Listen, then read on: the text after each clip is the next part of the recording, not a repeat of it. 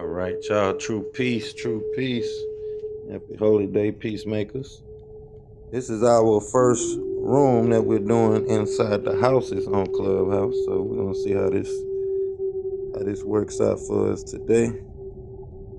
And the recording. Let's share the room, share the room. I'm pinning the links and things like that to the top of the room.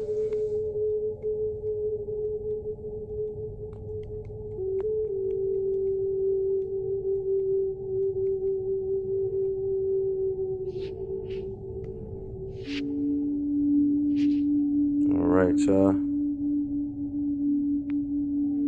So not sure if people see this in the hallways here on Clubhouse, but I'm sure we'll be sharing it. Sharing it to the peoples.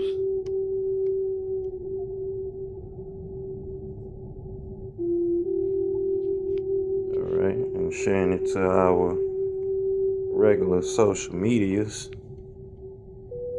Get this out to the people.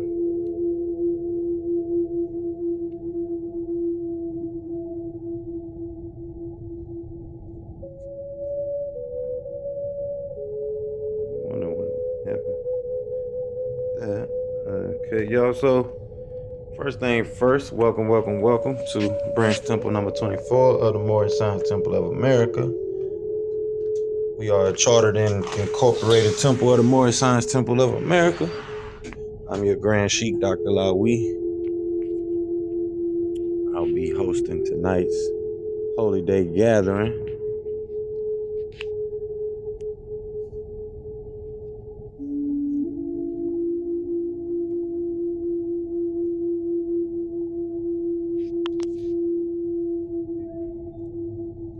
So we can enjoy tonight's Holy Day.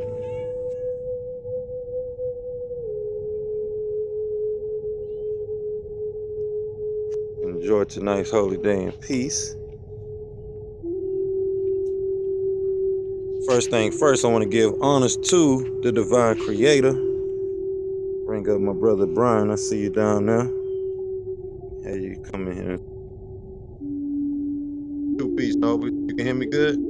Yeah, greetings, King. Two peace, two peace. All right, so let me go ahead and mod you up so you can help. Keep a lookout for people that's coming into the space. Yeah, don't feel ashamed to go ahead and interject when need be, especially if somebody come in the room that's trying to come on the stage and join us for tonight's Holy Day gathering. But we're gonna enjoy ourselves. Hope everyone is enjoying their Friday tonight. Happy Holy Day, everybody. Go ahead and share the room, so that way people can see that we are live and we are 5 tonight. Gonna be feeding our fishes with that 5 piece of bread and 5 piece of fish, 2 loaves of bread, 5 fish, 2 loaves. One, y'all know what we talking about. Islam. Happy Holy Day. Happy Holy Day. Happy Holy Day.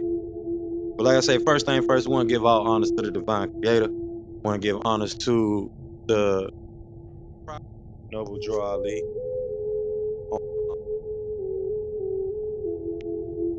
the forerunner of the prophet, Honorable Mark Garvey. I want to give honors to the original staff of the prophet. I want to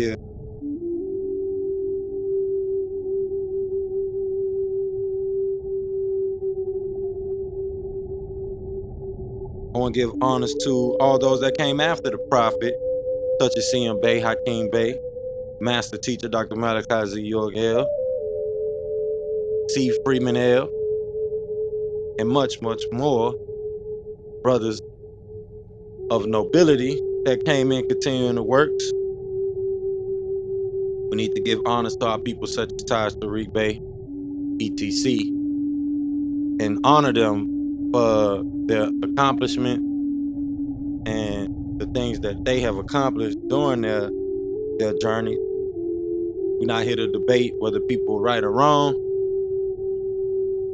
Still want to honor our people and their stride to becoming great and better people.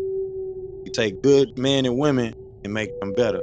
So with that, I want to give honors to all things Moorish, all things indigenous. I want to give honors to everyone that'll be participating here and coming and joining us in tonight's Holy Day gathering. And we're gonna get it in. I got a message for us tonight that needs to be heard. We're gonna make sure it gets out to the people. So with that, let me do one more share for us here tonight.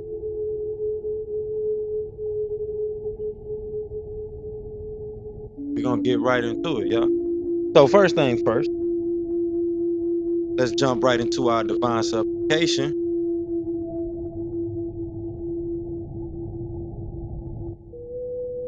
Get right into our divine supplication.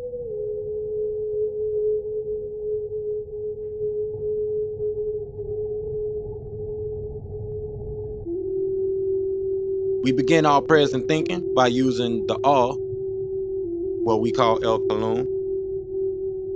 O Heavenly One, the Most High, who is sustainer of all the worlds, we do accept the duty you have laid on us to clean up the filth made by the West and its non-submitting food. O my sustainer, we beseech you to keep your hand over us to control the streams of the courses of our lives. Our sustainer, and if we do wrong, please show thy divine blessings and forgiveness on us. You are the only one that can raise us, true followers of the news bearers, and in thy name, we carry on. All right, y'all. So let's jump into our 19 affirmations that we read here every week that you should be working to embed within yourself. Make these things affirm within yourself. And also reading it along with your family and going over these affirmations with your family. This is what we accept as fact. We call this the daily affirmation of loyalty of the children of Elohim. And as it states, we accept as fact the eternal laws of nature as revealed through science, past events, logic, common sense, revealed as right knowledge, wisdom, and understanding. We accept as fact the highest laws of nature is the cooperation and harmony of all living things. We accept as fact our way of life as the means to the best end. We accept as fact that loyalty is the greatest of all honors and treason is the worst of all crimes. We accept as fact that what is good for the Holy Tabernacle is the highest virtue, and what is bad for the Holy Tabernacle is the ultimate evil. We accept the fact that the Holy Tabernacle is the finest and noblest organization for all humanity, created by circumstance, and the ancient and mystic order of Melchizedek is the noblest of fraternities on and above this planet. We accept this fact that creativity, love, and cooperation are the essence of success. We accept this fact that truth and facts are always and has always been the originator and creator of all success. We accept this fact that all worthwhile cultures and civilizations came about from the ancient Sumerians and Kamite Egyptians, and the Anunnaki or Elohims from the heavens, without which there would be none. We accept this fact that for the Holy Tabernacle to survive, expand, and advance, we need, first of all, a revolution of values and thought, which must start within each person by being truthful with themselves and about themselves. Therefore, we completely and categorically reject all myths, fictions, religions, and lies that have not been proven. That would include your heavens, your hells, your hellfire and brimstone, your horn and pitchfork devil, your winged angels, and your old man God character sitting on the throne up there somewhere. We deal strictly with facts. If you can't prove it, we don't want to hear it. That doesn't mean we won't listen to you. Just don't expect us to accept your beliefs by virtue of a title such as Reverend, Pastor, Deacon, Imam, Sheik, Rabbi, Minister, Theologian, etc. That is your sensationalism, and we deal with just the facts. We accept this fact that the only true revolution is a war of good against evil, right against wrong, fairness against unfairness, loyalty against disloyalty, sincerity against insincerity, honesty against dishonesty. And this war is fought within each person among the agreeable and disagreeable Elohims that make up your willpower. We accept this fact that the unity of our community and its success will only happen with cooperation with all involved.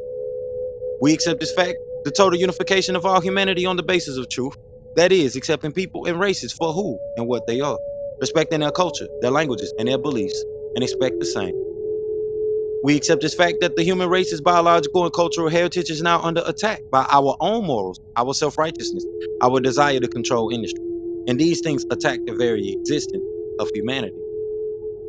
We accept this fact that males as well as females are equal in all things and should be dealt with as partners in all matters. We accept this fact that no one race of people is better than the other. In fact, no one wins the race in racism. We accept this fact that communication between different people is the cure to the ignorance that breeds the disease hate. We accept this fact that a good and well-rounded education could prevent most of the ignorance that plagues the world. We accept this fact that the all is just that, the all. You can't take from the all. You can't add to the all. We are all within the all as one. That is our concept of what you call a deity. To the fulfillment of these facts, we children of the Elohim forever pledge our lives, our sacred honor, and our spiritual zeal. All right, y'all, so we're going to jump right into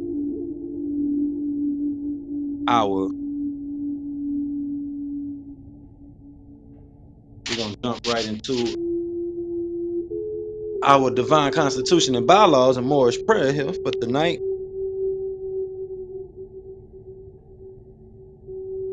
Open us up with this prayer. Y'all know how it go. Face it in the east, 2 fingers up, 5 fingers up, feet at a 45-degree angle. Allah, the Father of the universe, the Father of love, truth, peace, freedom, and justice. Allah is my protector, my guide, and my salvation by night and by day through His holy prophet, Noble Drew Ali. Amen. Islam. All right. So the divine constitution and bylaws state, Act 1, the Grand Sheik and the chairman of the Moorish Science Temple of America is empowered to make law and enforce laws with the assistance of the Prophet and the Grand Body of the Moorish Science Temple of America. The Assistant Grand Sheik is to assist the Grand Sheik in all affairs if he lives according to love, truth, peace, freedom, and justice. And it is known before the members of the Moorish Science Temple of America. Act 2, all meetings are to be open and closed promptly according to the Circle 7 in love, truth, peace, freedom, and justice. Friday is our holy day of rest because on a Friday the first man was formed in flesh, and on a Friday the first man departed out of flesh and ascended unto his Father God Allah. For that cause Friday is the holy day for all Muslims all over the world. Act 3. Love, truth, peace, freedom, and justice must be proclaimed and practiced by all members of the Moorish Science Temple of America. No member is to put in danger or accuse falsely his brother or sister on any occasion at all that may harm his brother or sister, because Allah is love. Act 4. All members must preserve these holy and divine laws, and all members must obey the laws of the government, because by being a Moorish American, you are a part and parcel of the government and must live the life accordingly. Act 5. This organization of the Moorish Science Temple of America is not to cause any confusion or to overthrow the laws and constitution of the state government, but to obey hereby. Act 6. With us, all members must proclaim their nationality, and we're teaching our people their nationality and their divine creed, that they may know that they are a part and parcel of this said government, and know that they are not Negroes, color folk, black people, or Ethiopians, because these names were given to slaves by slaveholders in 1779 and lasted until 1865 during the time of slavery. But this is a new era of time now, and all men now must proclaim their free national name to be recognized by the government in which they live and the nations of the earth. This is the reason why Allah, the great God of the universe, ordained Noble Drew Ali, the prophet, to redeem his people from their sinful ways. The Moorish Americans are the descendants of the ancient Moabites who inhabited the northwestern and southwestern shores of Africa. Act 7. All members must promptly attend their meetings and become a part and parcel of all uplifting acts of the Moorish Science Temple of America. Members must pay their dues and keep in line with all necessities of the Moorish Science Temple of America. Then you are entitled to the name of faithful. Husband, you must support your wife and children. Wife, you must obey your husband and take care of your children and look after the duties of your household. Sons and daughters must obey father and mother and be industrious and become part of the uplifting of humanity. All Moorish Americans must keep their hearts and minds pure with love and their bodies clean with water. This divine covenant is from your holy prophet, Noble Drew Ali, through the guidance of his Father God Allah. Islam, yeah.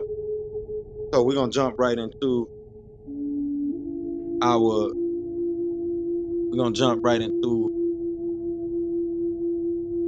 our weekly readings for this week. True peace, Noble Cobb. I see you down. Let's get into week readings.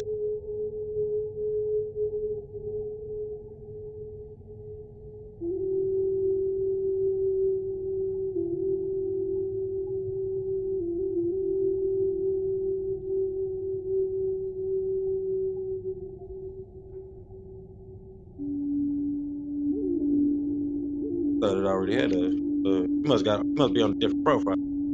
Okay, so I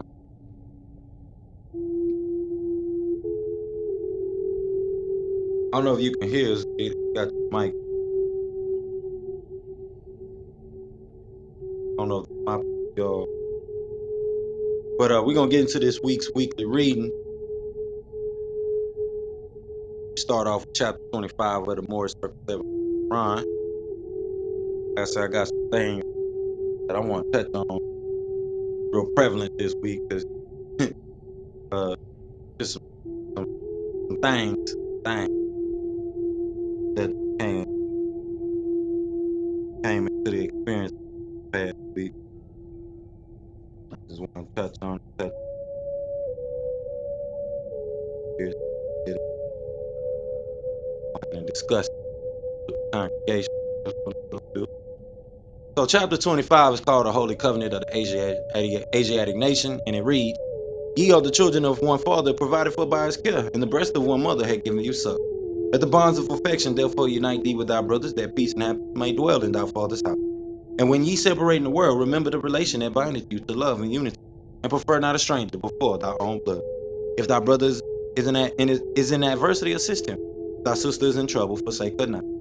So shall the fortunes of thy father contribute to the support of his whole race, and his care be continued to you all in your love for each other.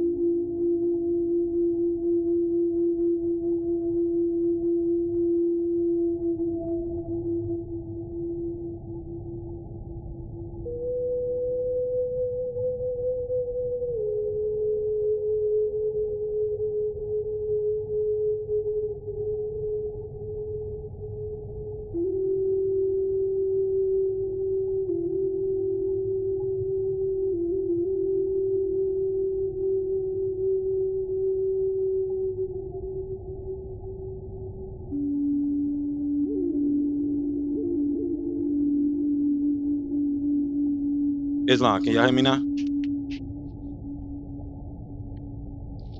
I know it's the background music got loud. Can y'all hear me? Islam, can y'all hear me? Mic check.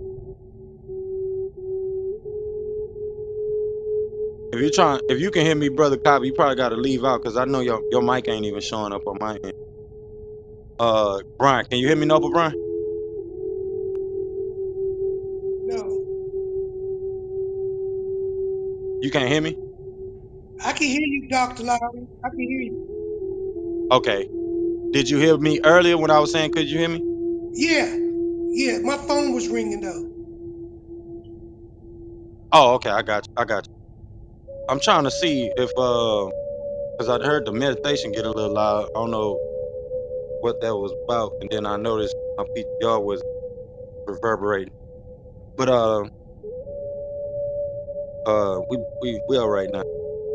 Fix that. So let's get back to this weekly reading. Reading the ayats. So as it states, the dominion of Kush, northeast and southeast Africa, and northwest and southwest Africa, and southwest was his father's dominion of Africa.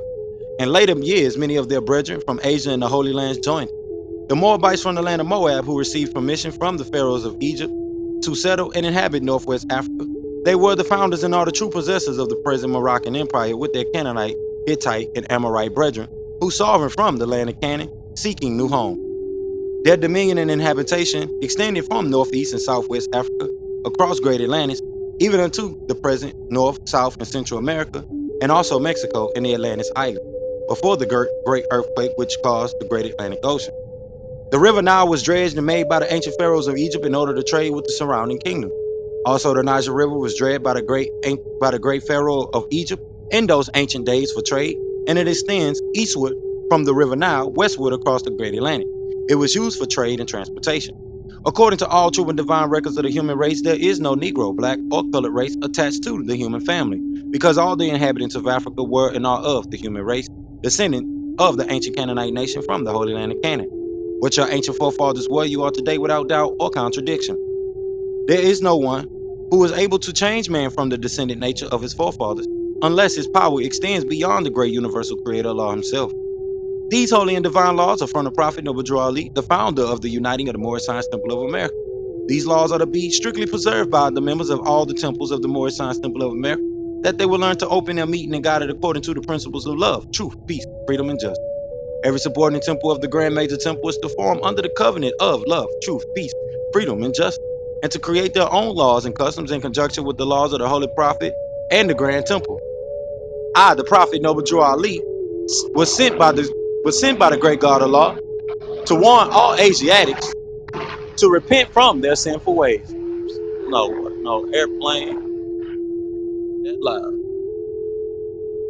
What that's about? All right. These laws are to be strictly preserved by the members of all the temples of the Moorish Science Temple of America, that they will learn to open their meeting and guide according to the principles of love, truth, peace, freedom, and justice. Every subordinate temple of the Grand Major Temple is to form under the covenant of love, truth, peace, freedom, and justice, and to create their own laws and customs in conjunction with the laws of the Holy Prophet and the Grand Temple. I, the Prophet Noble Ali, was sent by the great God Allah to warn all Asiatics of America to repent from their sinful ways before that great and awful day that is sure to come. The time has come when every nation must worship under its own vine and fig tree, and every tongue must confess his own. Through sin and disobedience, every nation has suffered slavery due to the fact that they honor not the creed and principles of their forefathers. That is why the nationality of the Moors was taken away from them in 1774, and the word Negro, black, and colored was given to the Asiatics of America, whom were of Moorish descent, because they honored not the principles of their mother and father, and strayed after the gods of Europe, of whom they knew nothing. Islam. So I got some things I want to touch on about this tonight, because last week it said, stay out of my business, my business. That was the thing for last week. That's what last week said. So this week is saying we're going to have to revisit that. We're going to have to revisit that because we got a lot of religious controversy going on out here, and we seem to think that we can dictate what people in their own vine and fig tree lives the life according to. This is why the prophets say, if you have your own laws and customs, come put them in conjunction with the laws of the prophet. The prophet is giving you a foundation, the prophet giving you a platform, but the prophet is not telling you how to practice your day-to-day faith, which is your religion, your culture. The prophet is not trying to dictate that. The prophet is giving you a structure to live a life of peace through which all cultures and all customs, religions, and spirituality participate in those main 5 tenets of love, truth, peace, freedom, and justice. All of them. There's not a nation there's not a nation, congregation, body of people that does not follow under those tenets. So let's jump right into chapter 48, y'all, called the end of time and the fulfilling of the prophecy. As it reads, the last prophet in these days is noble Ali, who is prepared divinely in due time by Allah to redeem men from their sinful ways, and to warn them of the great wrath which is sure to come upon the earth. John the Baptist was the forerunner of Jesus in those days, to warn and stir up the nation, and prepare them to receive the divine creed, which was to be taught by Jesus. In these modern days, there came a forerunner of Jesus who was divinely prepared by the great God of law, and his name is Marcus Garvey, who did teach and warn the nations of the earth to prepare to meet the coming prophet, who was to bring the true and divine creed of Islam, and his name is Noble Joe Ali, who was prepared and sent to this earth by Allah to teach the old-time religion and the everlasting gospel to the sons of men, that every nation shall and must worship under their own vine and fig tree, and return to their own and be one with their Father God Allah. The Moorish Temple of America is a lawfully chartered and incorporated organization. Any subordinate temple that desires to receive a charter, the Prophet has them to issue to every state throughout the United States, etc., that the world may hear and know the truth. That among the descendants of Africa, there is still much wisdom to be learned in these days for the redemption of the sons of man, under love, truth, peace, freedom, and justice. We, as a clean and pure nation descendant from the inhabitants of Africa, do not desire to amalgamate or marry into the families of the pale-skinned nations of Europe, neither serve the gods of their religion, because our forefathers are the true and divine founders of the first religious creed, for the redemption and salvation of mankind on earth. Therefore, we are returning the church and Christianity back to the European nations, as it was prepared by their forefathers for their earthly salvation, while we, the Moorish Americans, are returning to Islam, which was founded by our forefathers for our earthly and divine salvation. The covenant of the great God, Allah, honor thy father and thy mother, that thy days be longer upon the earthland, which the Lord thy God, Allah, had given thee. Come, all ye Asiatics of America, and hear the truth about your nationality and birthright, because you are not Negroes. Learn of your forefathers' ancient and divine creed, that you will learn to love instead of hate. We're trying to uplift all in humanity. Come and link yourself with the family of nations. We honor all true and divine prophets. Islam, true peace, noble John. I see them bring you on up here. Okay, so we don't got the top. Us need to bring Clubhouse. Y'all need to bring back topics. Need to bring back the topic. So I need y'all to moderate the space for me. In case y'all see anybody that come in the room, go ahead and let them know to leave their messages in the chat. And we're gonna jump right into tonight's message, y'all. As I pointed out,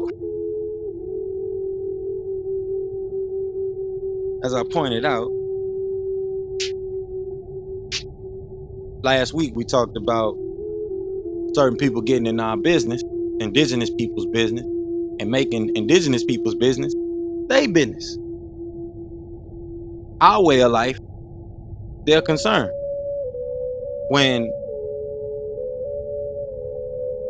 even according to some of these people's scriptures,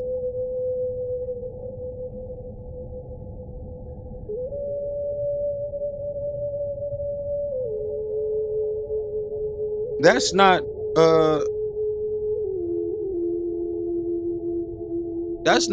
how they should be going about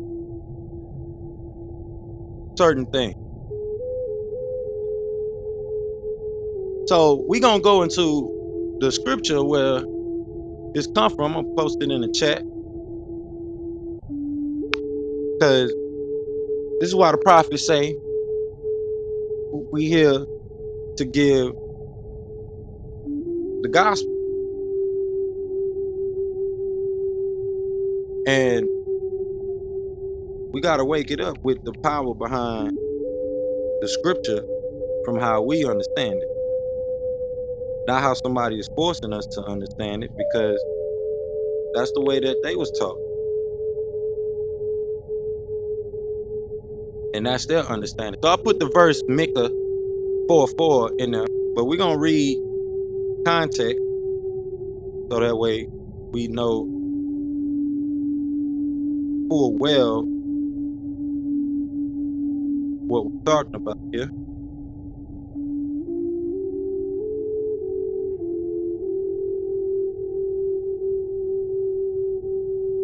We're gonna go into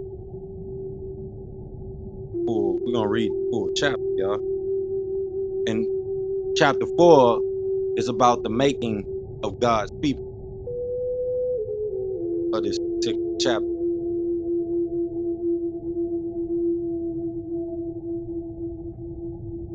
So let's go into it. It reads, when all is said and done, God's temple on the mountain, firmly fixed, will dominate all mountains, towering above surrounding hills. People will stream to it, and many nations set out for it, saying, come, let us climb God's mountain. Let's go to the temple of Jacob's God. He will teach us how to live. We'll know how to live God's way. True teaching will issue from Zion, God's revelation from Jerusalem. He'll establish justice in the rabble of nations and settle disputes in faraway places.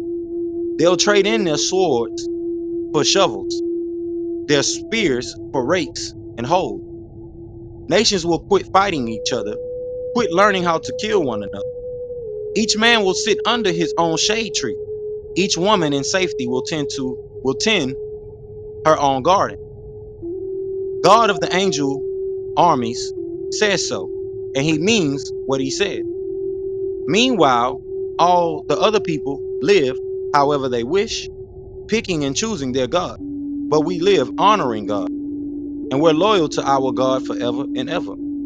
On that great day, God says, I will round up all the hurt and homeless, everyone I have bruised or abandoned.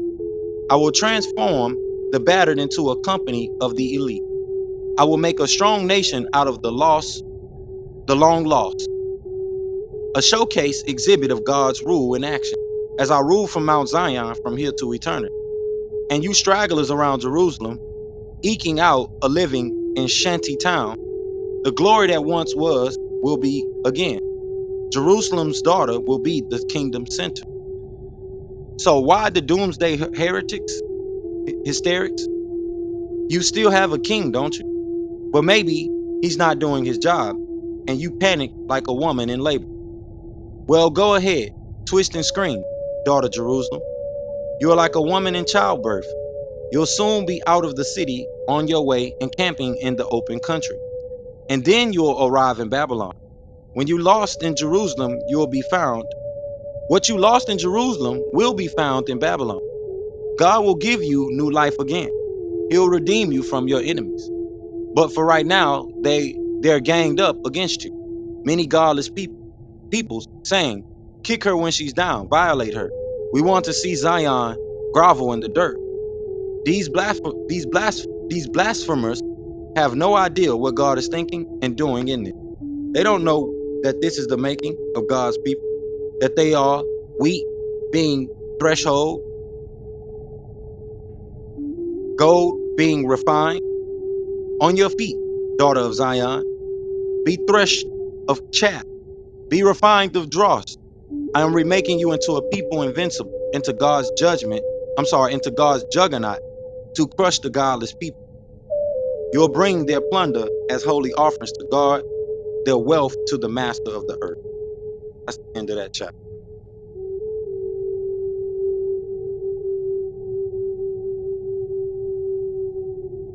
Yeah, I really want to read it from this. That's okay. That's right.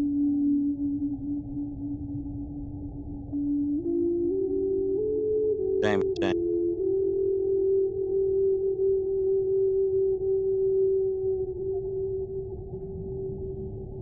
Yeah, they got. But this is coming from Micah 4:4,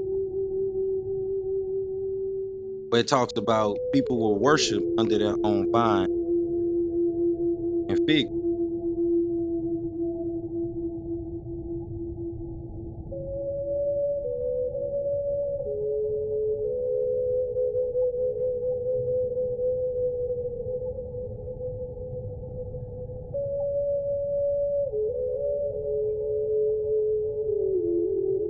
Yeah, this is more of a older version of it.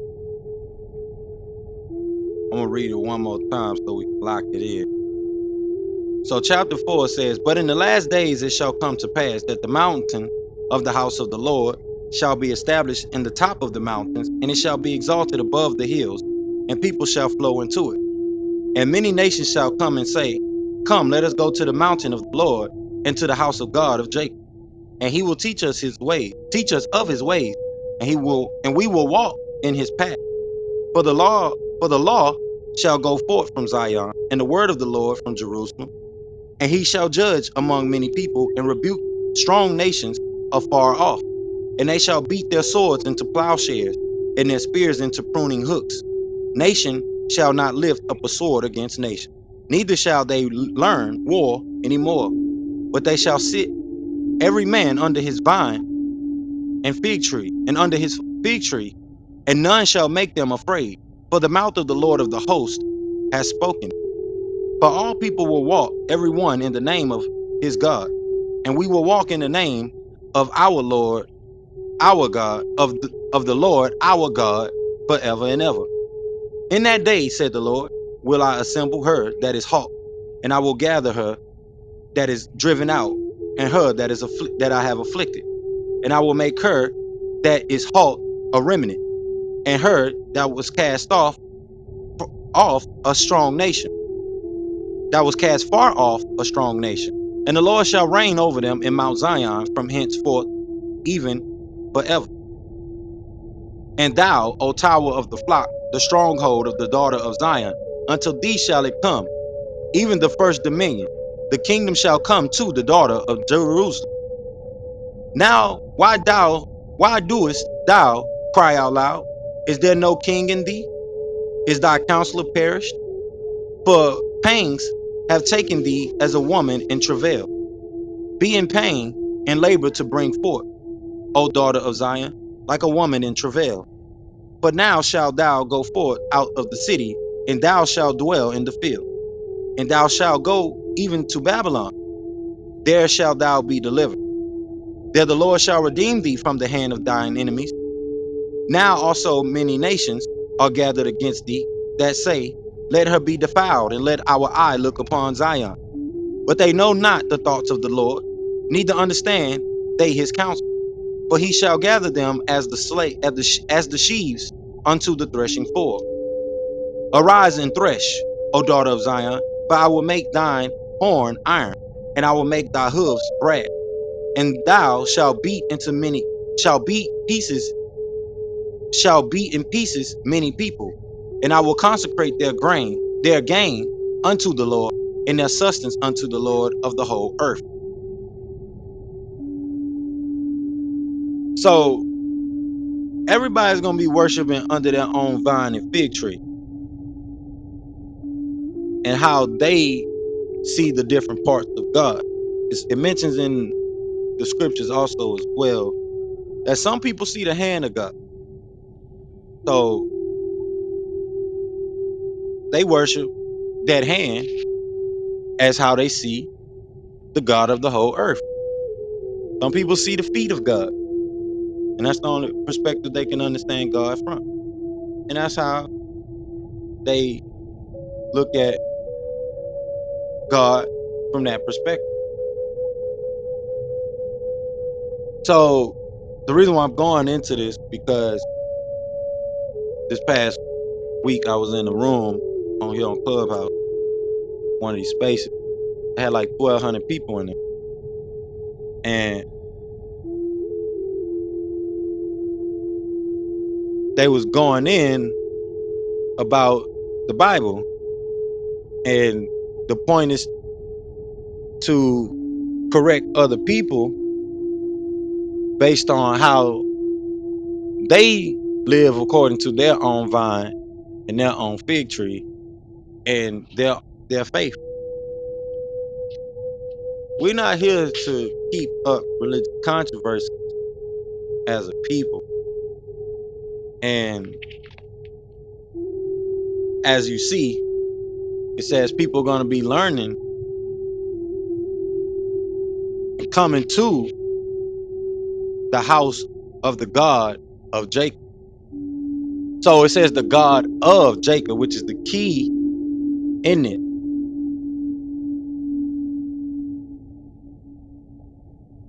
And we don't really go into the dynamics behind it.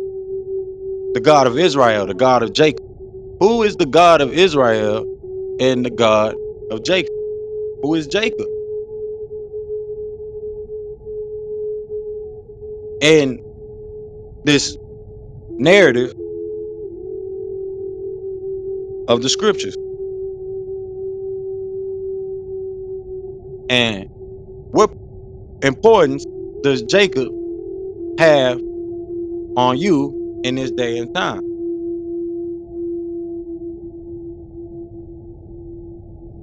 Can we go into that? Because it don't matter whether it's the Muslims and the Christians backbiting each other and fighting each other, using the scriptures to debunk each other's point.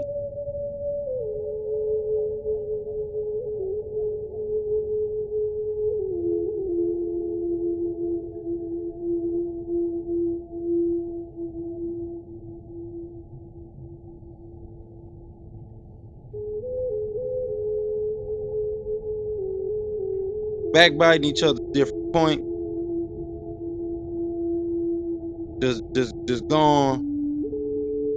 going off the hinges with it.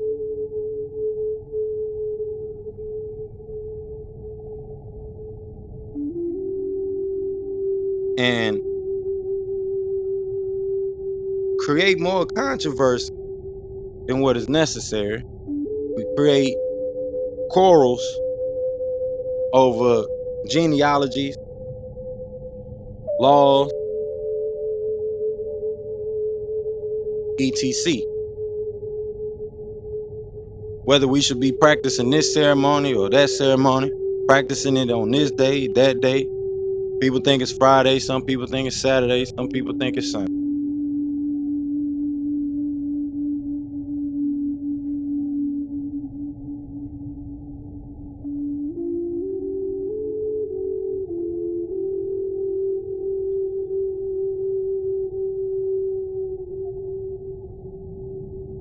And we use this in our attack to one another from people of different faiths.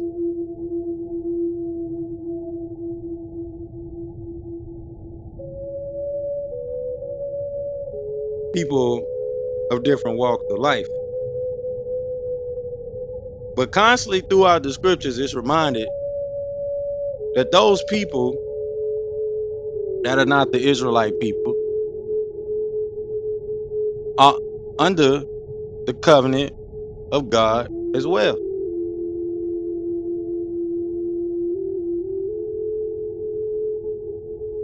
But for some reason,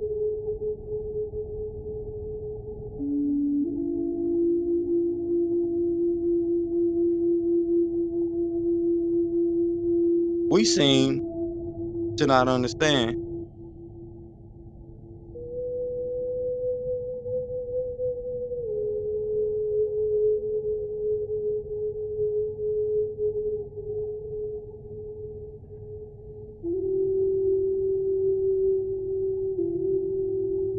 that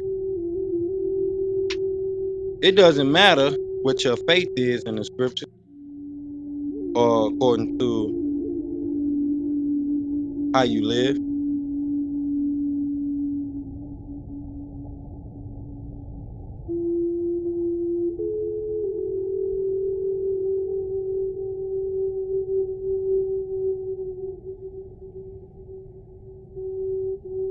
We shouldn't be going back and forth with people in their faith.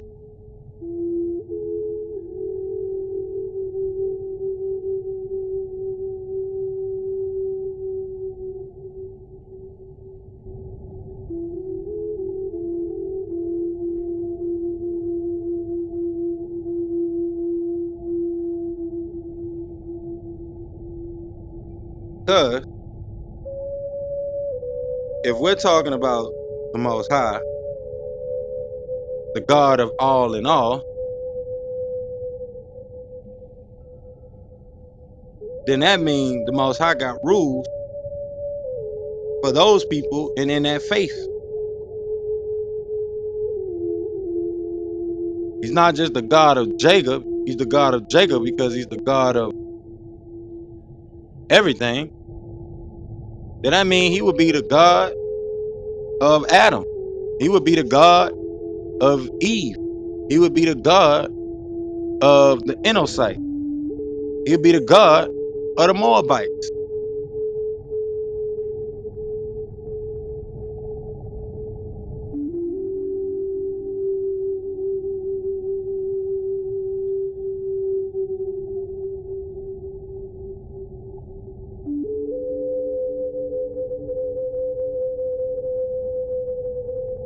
But it's important to be fighting people over God's law. The point in knowing God's law, yes, is to help correct people. But it don't matter how much of God's law you brag and boast about in front of other thousands of people. What matters is the integrity behind closed doors. Are you praying behind those closed doors when nobody else seeing you? Where's your faith?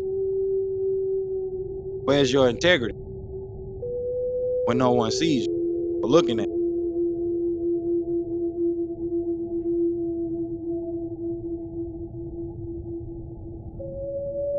And we're going according to the Old Testament.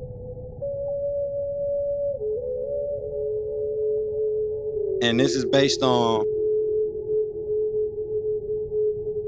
looking into the Old Testament. So my mind tells me, let's look into it because we, don't believe me, check it out. So I go check it out. Spirit say check it out. And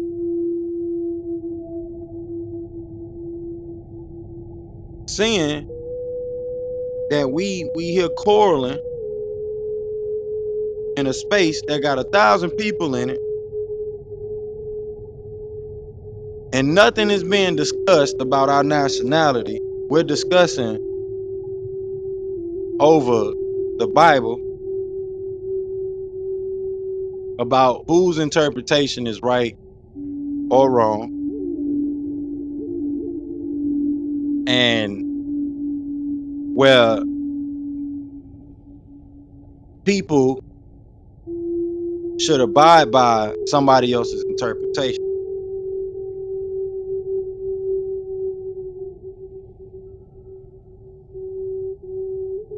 And how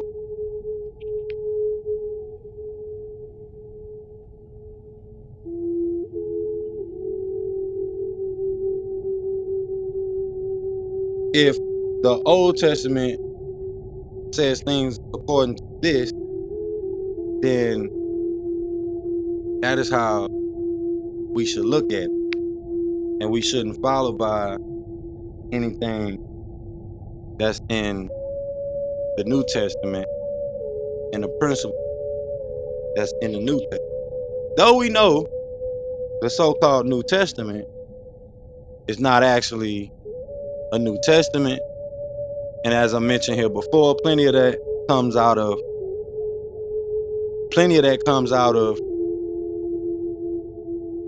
ancient proverbs from our people.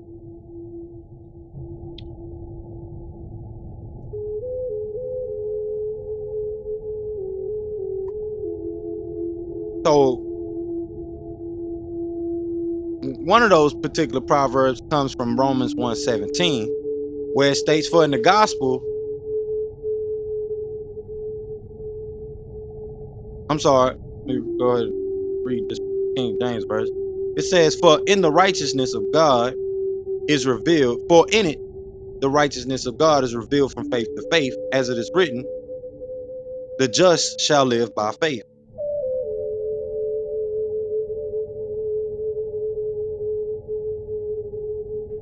So we can get into the whole chapter.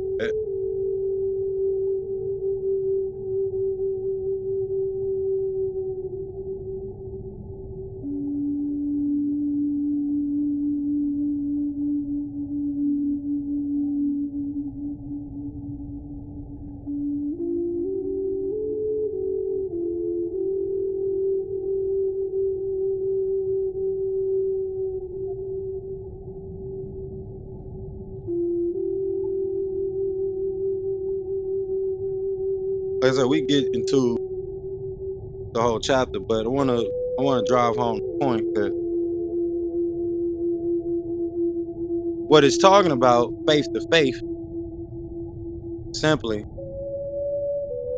is that you have different understanding and a belief of God.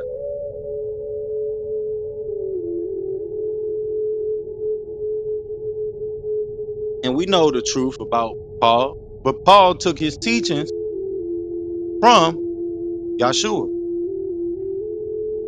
that we should get well. But when you're having debates over why the things that do make any ethical or moral or principle sense, they should not be added into the precept because they came from somebody that was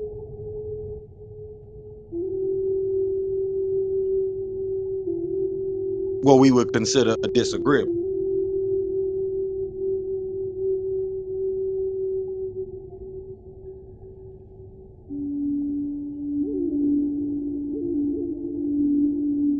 And what hit home for me is we got 1,200 people in a room listening to what they call leadership and quoting the scriptures from their own personal interpretation based on how that particular faith interprets that information, that piece of data.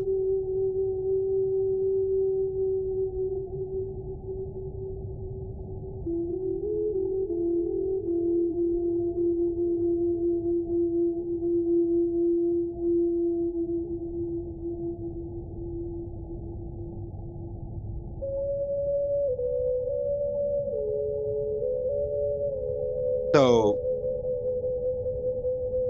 we know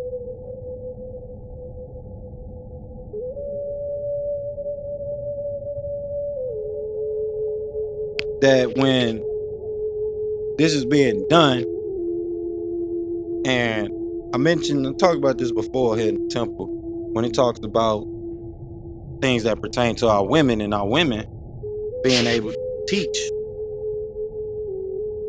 and be leaders, but also about what it actually means for them to respect the vow of silence in a space of ministry and things like that.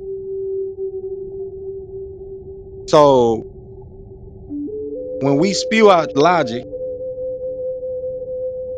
that's not from a new logical perspective, we end up with things like this, because where in the scriptures does it say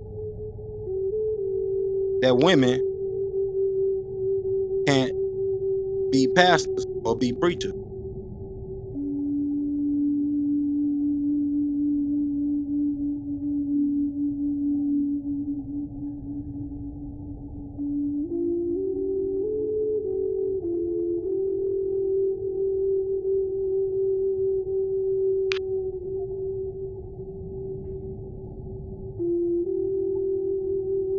Where is this at in the scripture?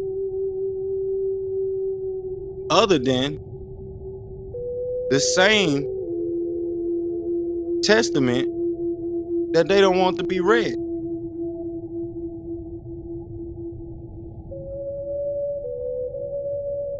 So I look, say, well, let's see. Where does this actually come up in the Old Testament?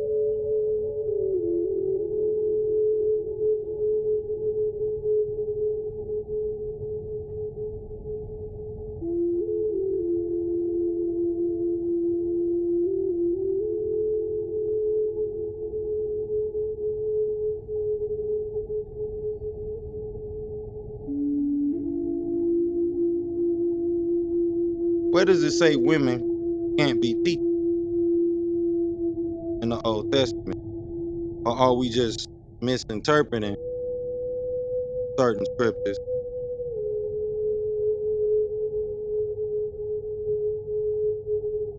and using it from our own vainglorious interpretation?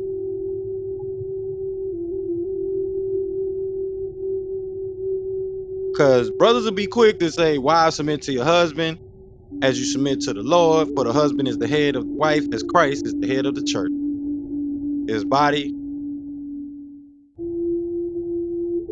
it himself is Savior, in reference to Jesus from the book of Ephesians. I'll quote that real quick. But we're not supposed to be respecting anything that comes out of the New Testament. So they pick and choose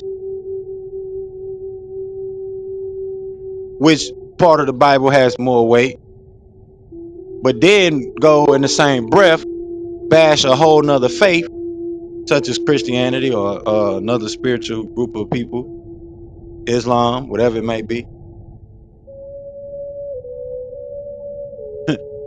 We're creating more controversy, religious controversy. And you got 1,200 people gathered in the room about women not being able to be preachers. But I have yet to see any scriptures that actually say that a woman can't be a teacher, that a woman can't minister.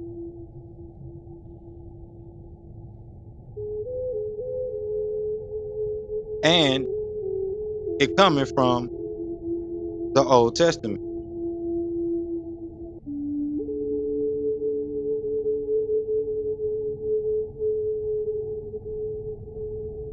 Because you had women teachers and messiahs in the Old Testament.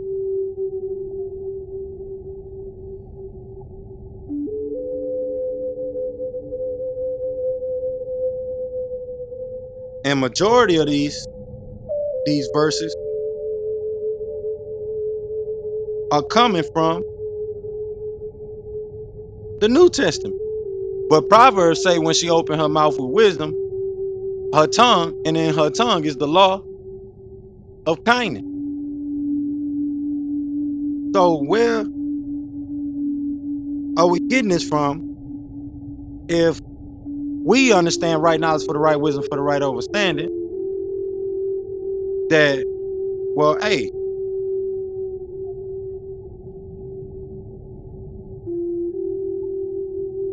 we got no problem. True peace, Nova Majestic. We got no problem with women being teachers. But the point is, you got 1,200 people in a space, and you going back and forth about what one brother views, what his faith should be, versus what another person views about what their faith should be. More important than actually discussing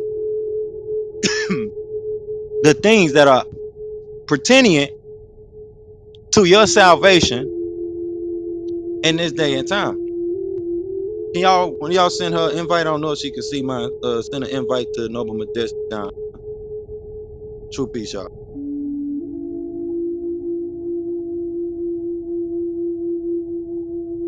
True peace, love, and light.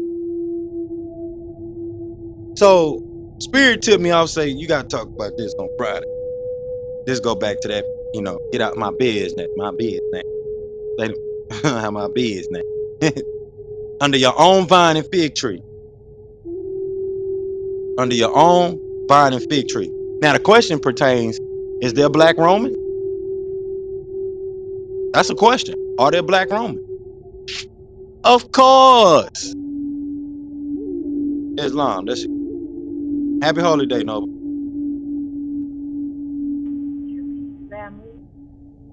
True peace, true peace. I don't know why they got you buzzing over there. I think that's that climate over there you went. But I'm driving the point home because It's more religious controversy. We waste our time in these vain discussions. And the young brother that was going back and forth was getting treated like, well, he needs to humble himself and listen to leadership and this, that, and the third. And it's like we have more religious fanatic gangs than we actually do those actually teaching and ministering about the actual perspective. They throwing slugs and shade at other Christian groups saying they not up at 3 in the morning teaching the Bible. Well, I get on my clubhouse, I got plenty of Christian groups that's up 3 in the morning. I slide down and scroll down the hallway on here 3 in the morning. There's plenty of Christian groups that got prayer rooms and all that, and they going into the Bible, and they attacking them for speaking how they speak and speaking in tongues, which is actually them speaking in Hebrew, right? But then we can't talk about how y'all claim to be the real Christians and the real remnants, but none of y'all dressing all white. Y'all be dressing looking like Power Rangers. Can we talk about it? So I think to myself, I'm like, So since COVID and these things that have passed, it's more the popular thing, more of the trendy thing to be into gathering up into these spiritual groups or groups that portray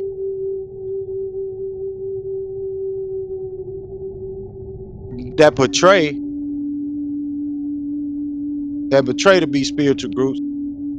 Man, give me a second, y'all. Hold on, cause when I say these cats over here sound like they talking human to each other, I'm sorry, I had to take notice to that. I'm used to hearing meow and all that, but they over here sound like they talking to each other. And they're hearing some English come out their mouth. I don't know. We getting to a day and time where it's getting crazy, y'all. I just had to acknowledge that real quick. But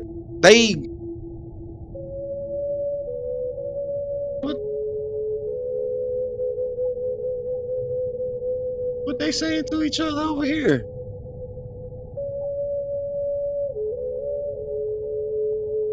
Sound like they singing together. Man, that's weird. I don't know if y'all can hear that. That sound crazy. All right, so they getting into it and got this time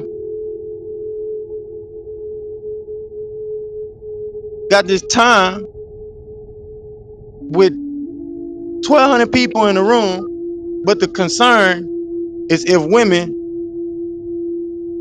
should be preachers or not. Should women be able to lead and teach a congregation or not? That's the topic.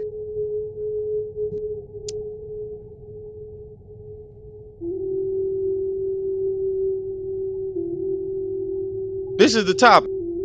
And we in a room with 1,200 people gathered up. I don't know if all of them were robots or not or what. But you can tell that if it's that many people in that particular type of room and they going back and forth about the truth of the Bible, and clearly they still got misinterpretations of the Bible, because if it's saying the God of Jacob, then that means the God of Adam, that means the God of Eve, that means the God of Noah, the same deity, same God,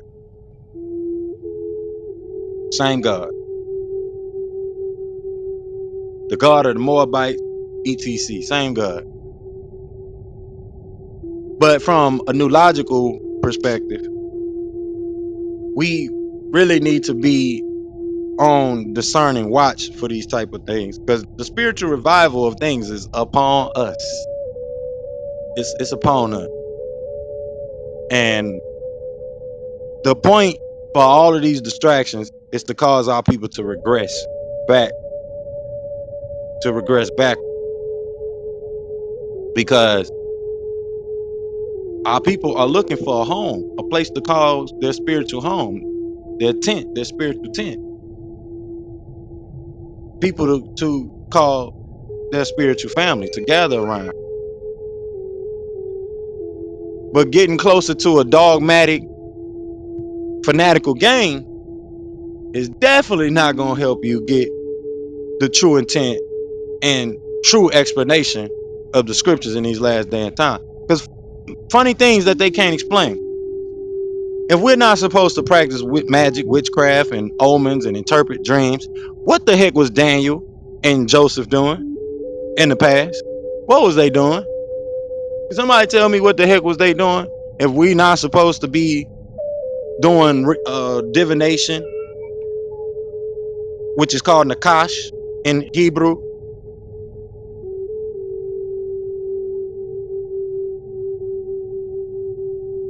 Make it make sense.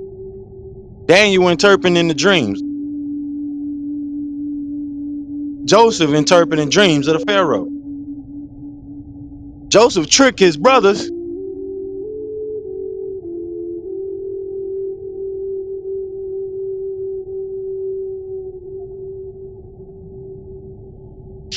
But Joseph is allowed to do it, right? But everybody else can't do it.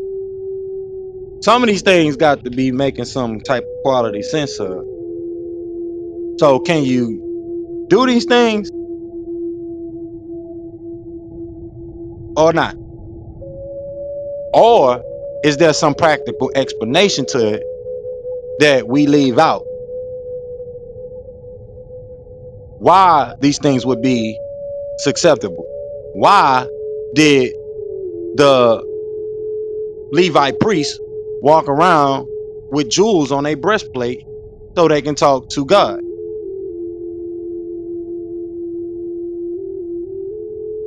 If thou shalt not kill, why is the Most High knocking groups of people off? Because they're rebels, swallowing them up in the earth, sending people to get raped.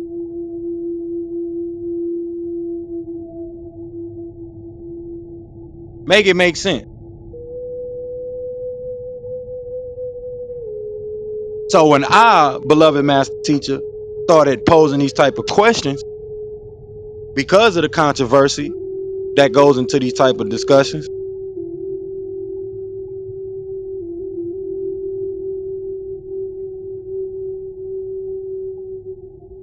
and the arguments that people get, unnecessary arguments people be jumping themselves into, vain discussions,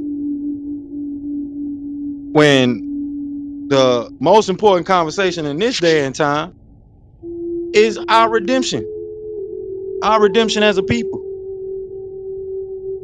And our people know that, so we shall be redeemed. Don't mean we doing away completely with the divine law, with God's law.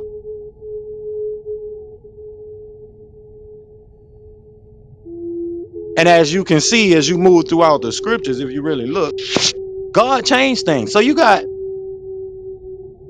some of those fanatics that still have a disdain for people that are considered Egyptians. And in the scriptures in Isaiah 19:19, it talks about how a shrine will be set up for the Egyptians in the last day.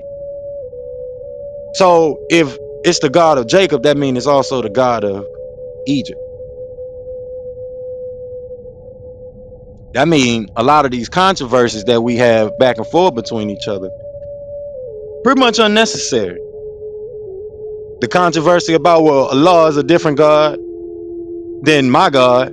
Who is your God that is outside Elohim? Allah is Eloh, Elohi. Same word. How are they different people or different sources of things? What if God is the all in all, according to the book of Corinthians and according to the Old Testament, where's you getting this extra deity from, other than some self-proclaimed deity on the planet? And we're not seeing how that has been inserted into what we call the so-called Biblos, the Biblia, the scriptures. But we interpreting it full well and right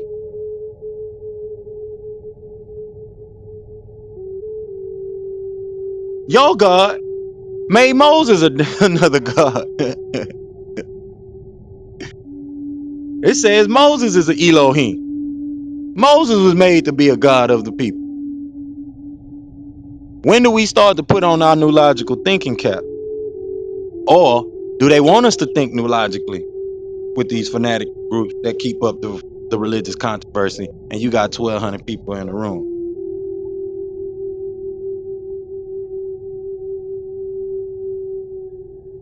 That'd be more dangerous than having thousands of people at these concerts and they banging all this rock, some of this rock music.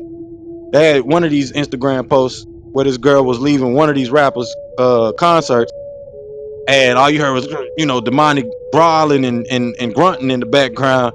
She like, oh no, baby, I had to clutch my pearls and go. Got the young sister clutching her pearls like a grandma. But we can't see between the wool. But the youngster that was going back and forth in the debate, like Joshua debated with the elders of the temple, same thing. So it was just a little exciting to see because the youngster wasn't having that, and the the conversation he was going back and forth about was about the food sustenance that we supposed to, what we can and what we can't eat. And you can tell that these are not real students of the law. It's just the conscious community shifting over into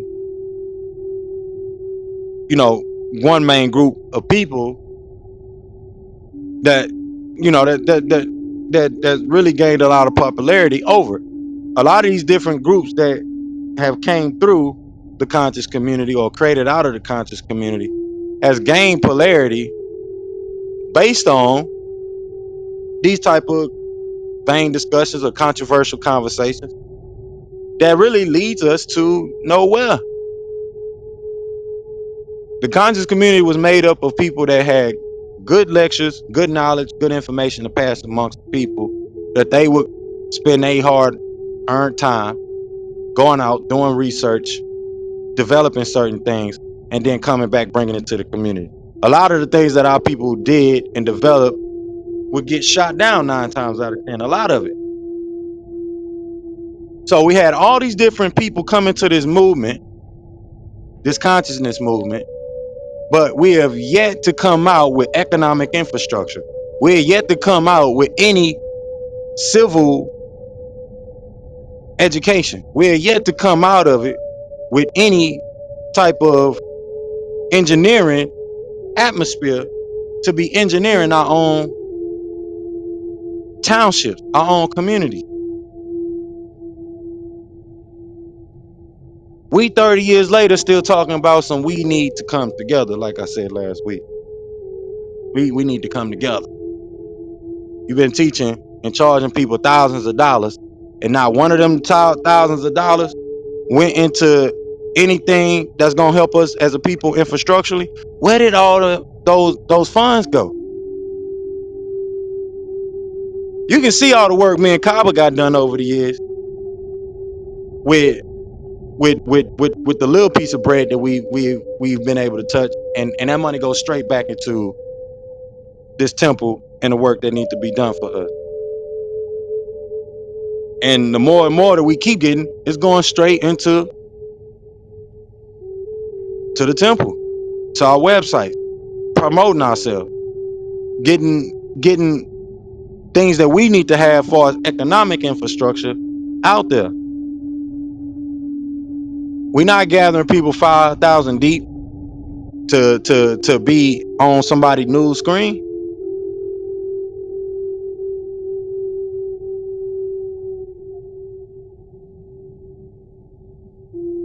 People everywhere a part of this nation is having conversation and arguments about who we are as a people.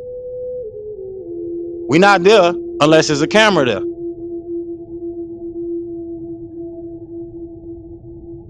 Not saying we don't need to do things to build up notoriety, but for what purpose and what means at the end of the day.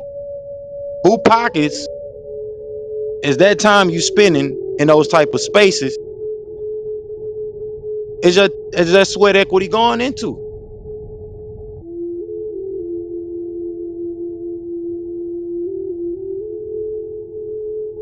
We got 1,200 people gathered in a space, and we only there to talk about what happened millions of years ago.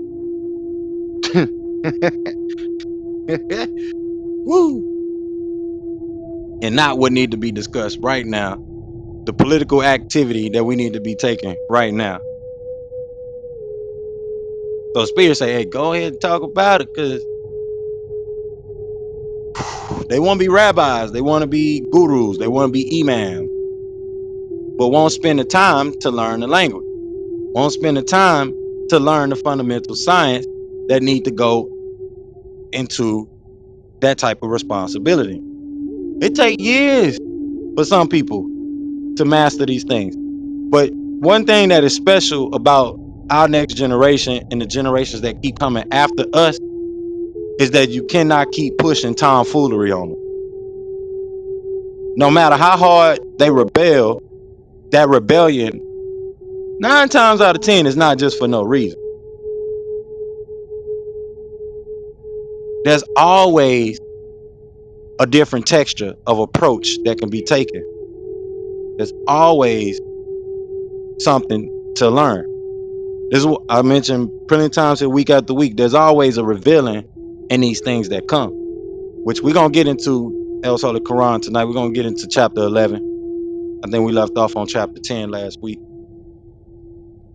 But there's always something to be learned out of this. Should you know the scriptures? Yes, indeed. Should you know the law of the Bible? Yes, indeed.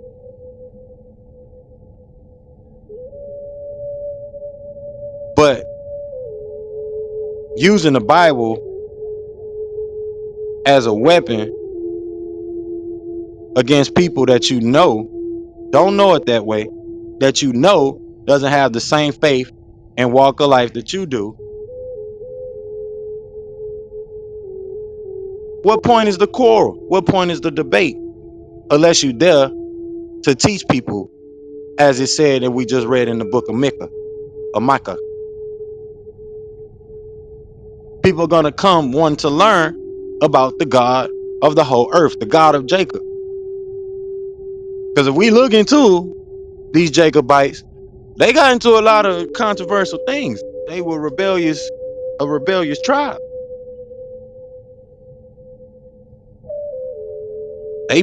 They preach it as if they talk about all the people of Israel as the chosen. A lot of people in other Israelites, they got swallowed up in the earth. Some of them out here worshiping Molech and other demonic spirits.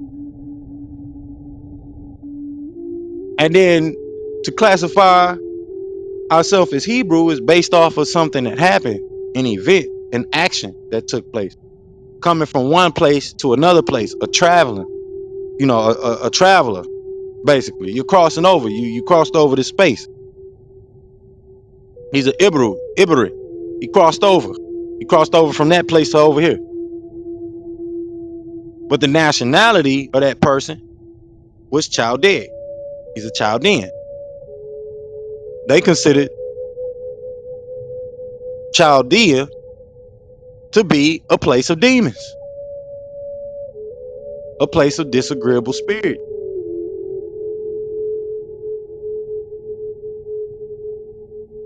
So if we don't wake up and learn and see with insight and really teach our people to use their foresight from a new logical perspective, what are we giving them but the same regurgitated pastor pork chop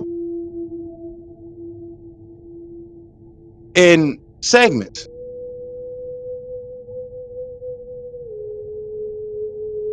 And we coming out of the days of oppressing women, especially when you using the mentality that comes from an oppressive being. In our ancient wisdom and sciences, that's not the case. Find me where in the Bible, strictly and specifically, it say that women cannot minister, women cannot lead.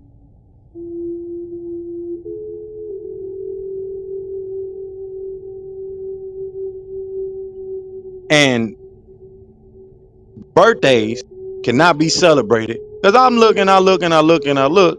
I see the scripture that's being used to validate this, but then you pull up another scripture that contradicts that. So Joseph could celebrate birthdays and interpret dreams,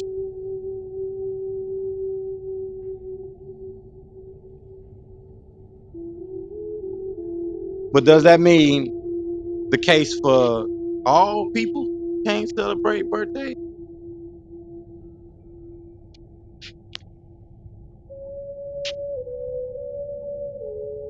So if we want to get some real Hebrew and Israelite teaching, this is why the master teacher, the beloved master teacher, put together what he put together by going in and translating Torah for us to understand in layman's terms, but also tying it into where these stories, these records, and these histories actually came from.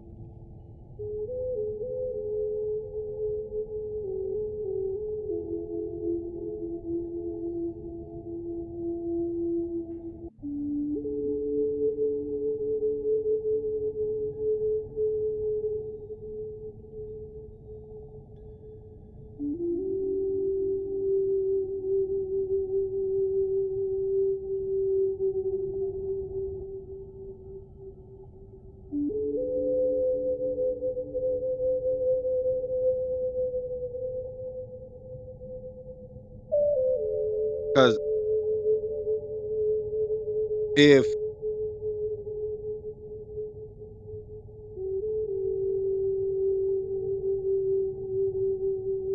this is the case,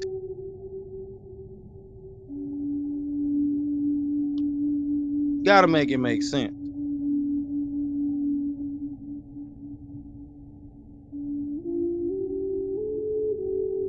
You gotta make some type of proposition, especially when you're teaching people about things that pertain to their soul.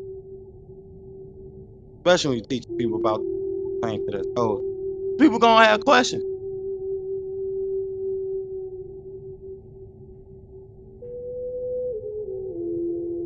I don't want a bunch of yes men around me. I want people that's gonna question what I'm talking about. I rather that than people kissing my butt because we want to be looked at as the biggest and the strongest gang and temple around. That's no different than the Pharisees, Sadducees, and the Sadducees that Yahshua had to deal with when they questioned him about the law. Isn't it not written in your law that I said ye are gods? But in the Old Testament, Moses got made a god by the same God of Jacob, but y'all can't worship foreign gods. But we can rock with the gods that come from us and ourselves and that come from our people.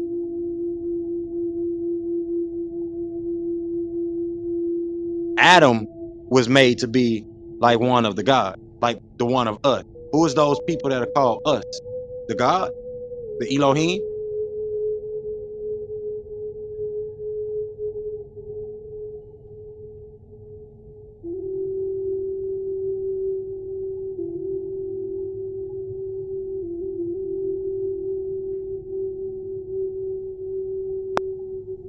Where specifically does? Go ahead, Islam. Somebody chiming in. Yeah, pardon the water. I'm curious that you had mentioned about how Egypt and and the whole Jacob and Jacob's ladder, and like I've looked at like Jacob as being like the number 10, or like resonates with the number 10. I'm Uh huh. curious of like, you know, the layerings with the laws, and then the, you know, the catechus, the two, the winged serpent or whatnot, like for the medical industry. You got like the, I'm just looking at like one being Jacob and the other being Egypt, and it's still resonating. I was just, you know, with the technologies and communications and leadership. I mean, back in the day, it would make sense to have, your preachers, because you'd have gatherings, and it would be an extra space for peaceful reasonings to gather beyond just politics. But those things would be communicated, business would be communicated after, and all those bases to be able to form the society we live in today. But with technology, people are preaching all the time. They're typing away, and what is it accomplishing is the view, and looking to say, hey, we need women leaders. It's like, well, we're all around. What's the difference of what are we doing? What defines leadership this day and age now that we do have the cloud? And so that gets me into the whole currencies, and I don't know, we haven't talked about the news, but eventually I'd like to talk about the whole new currency coming into play, or what Brazil and China's doing, and Indian, Mhm. I guess India as well. So, all right, thank you, peace. Islam. So yeah, we're gonna get into that tonight. Talk about BRIC because we need to have our current events discussion. But I appreciate the contribution because yeah, in this day and time, when you got access to information, we live in a whole different day and time. Technology is completely different than it was during those Bible days. Completely different. So who's to say that you ain't gonna have women leaders, teachers, ministers, if especially during that day and time, in the ancient times, there were women messiahs, etc., women leaders, for anybody of that matter. And we sitting in a room with 1,200 people, and the only thing that can be made reference to what's being done for the people is some kumbaya speeches in the public and putting themselves in spaces to where they can build more notoriety for for that group or that congregation. It gotta make it make sense. It got nothing to do with the actual redemption of people, the purpose of the redemption of the people.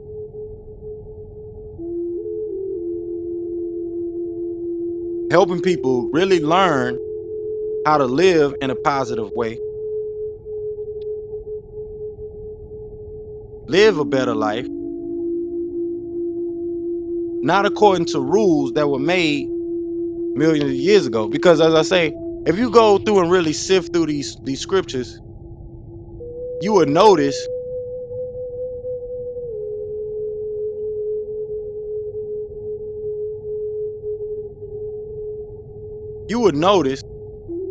that laws are changed according to that time frame or events that happen, right? The people would will lament against the the divine creator, and the divine creator probably then knocked off a couple people, right? But then he don't knock off the next group of people. So things change according to the times. But we not accepting the fact that things change according to the time. Now, your fundamental laws of nature of the divine, they do not change. Still the same thing. Same principle. But where do we get off where it says you can't, judge me until you get the jot and things out your own eye before you try to get the speck out of my eye? As it states, who are you to judge? And this is what was stated by one of the young brothers that night. And it goes into just more of saying that the young brother need to humble himself and such and such and such and such. But the young brother in all was displaying more wisdom than what the so-called leadership was displaying in its entirety. And you had different people in there that are not, consuming the fanatical rhetoric that is being given out. And we, in the day and time, as Brother Jonathan just said, we got all this technology with us. You got the currencies. You got all these things that are happening right in front of our face, but we here talking about scripture and not having an important conversation about what needs to be, discussed in this day and time to help the salvation of our people globally: food, clothing, and shelter. Not that I fed a couple people and we did a couple food drives. That's just medicine. That's just giving Tylenol to a headache.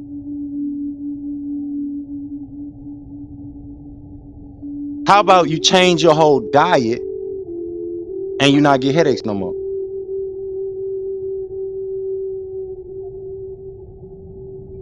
How about administering things that actually work, like cures?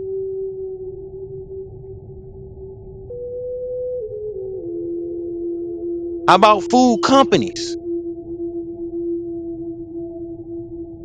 How about marketplaces?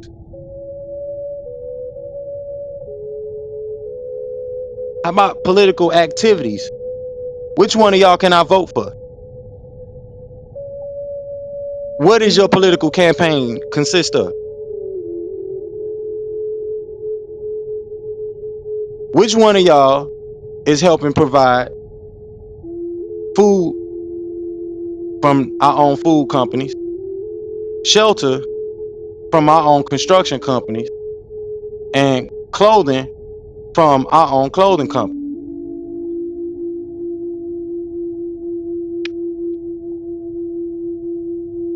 Or is this just another fanatical group that's gaining its popularity because of the access people have to that fanatical group?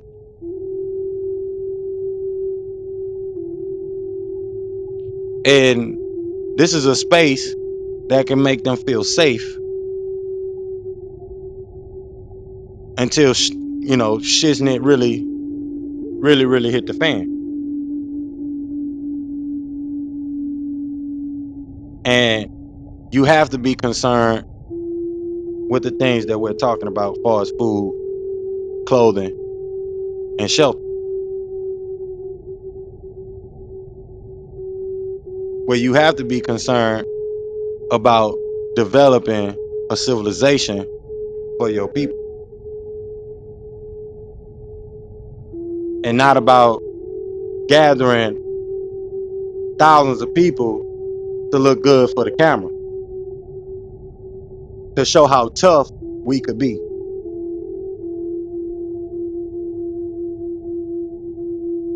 Telling people they gonna die because they don't got faith in what you got faith in.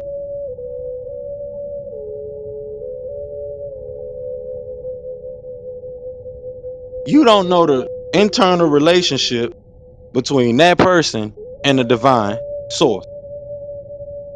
They can be running around here out their mouth professing that they are atheists and this, that, and the third, but you don't know that the person's connection to the divine source. So you ought to accept the example so that person who's coming from a so-called unrighteous state can learn, well, hey, I don't have to be afraid about this righteousness that I got pumping through my heart, about this divine feeling I got pumping through my heart. Even if I don't want to fully believe it, you have set the example enough to know that, hey, I thought I was the only one thinking that way. I thought I was the only one that had those inquiries. I thought I was the only one that thought some of this stuff was a little outlandish, a little foolish. No, you're not alone, BT. You're not alone. We're not quick to just listen to people and say, well, hey, we agree, because they got some position of power and authority. No.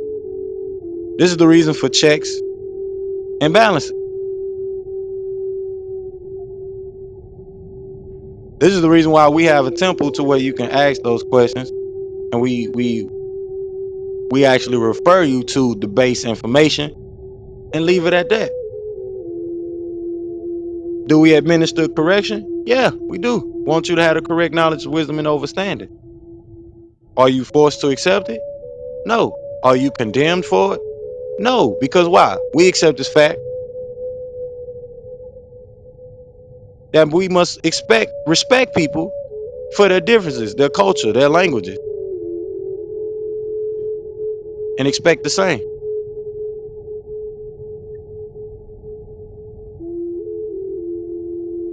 So we're not going back and forth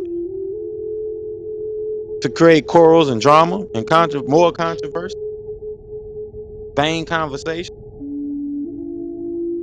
We want to have real conversations, like what's taking place with the situation with Brick. How does these things affect us? Jacob getting his butt whooped by an angel uh some couple of thousands of years ago. How does that affect you today? Does it affect your food? Does it affect your clothing?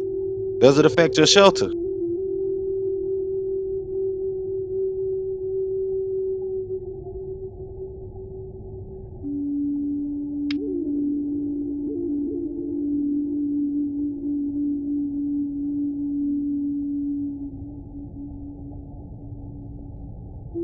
So what has happened in the last 100 years, now that affects us because you find in these resolution from Georgia HR 1203, the the works of the prophet that affects you in this now time, this day and time, where you can establish yourself as American royalty.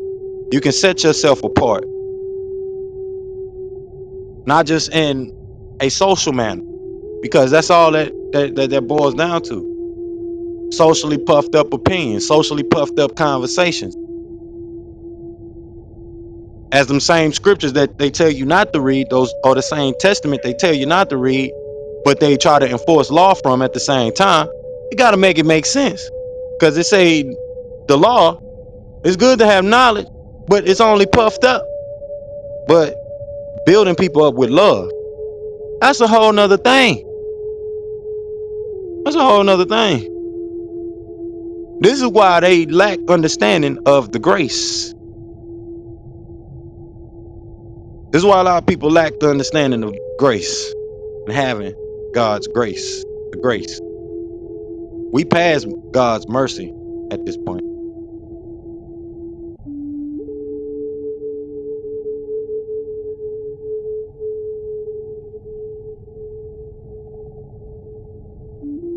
So I want to go ahead and jump into El's Holy Quran. We're going to dive into chapter 11 tonight.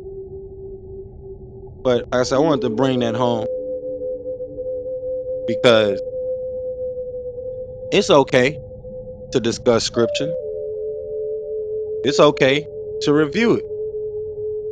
We want our people to know the scriptural law, understand food, clothing, and shelter.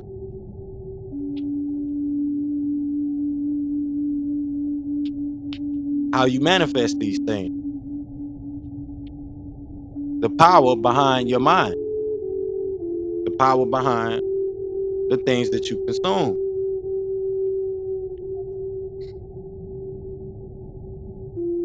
We want people to understand it. That's why we read the scriptures here. But we're not picking and choosing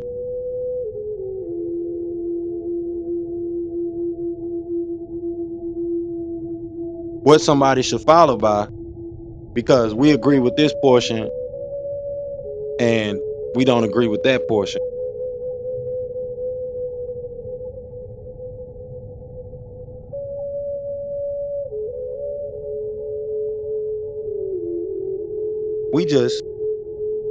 We accept it's facts. Don't believe me? Go check it out. whether you believe it or not. And it might not pertain to them because, as I said earlier, some people are looking at God from his hand. Some people are looking at God from the view of his face. Some people are looking at God from the view of his legs and his feet. This is talked about in the scriptures. This is mentioned in the scriptures. Do you need to know scriptures by heart off on top of the mind? No, the scriptures need to resonate within your heart. That's it. Simple and plain.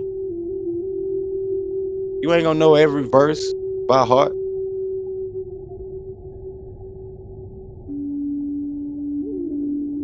And especially with beating a book that was used against your own people as a weapon for their oppression, you might not want to administer to them that way and then call them the one that is the bootlicker when actually it's the other way around.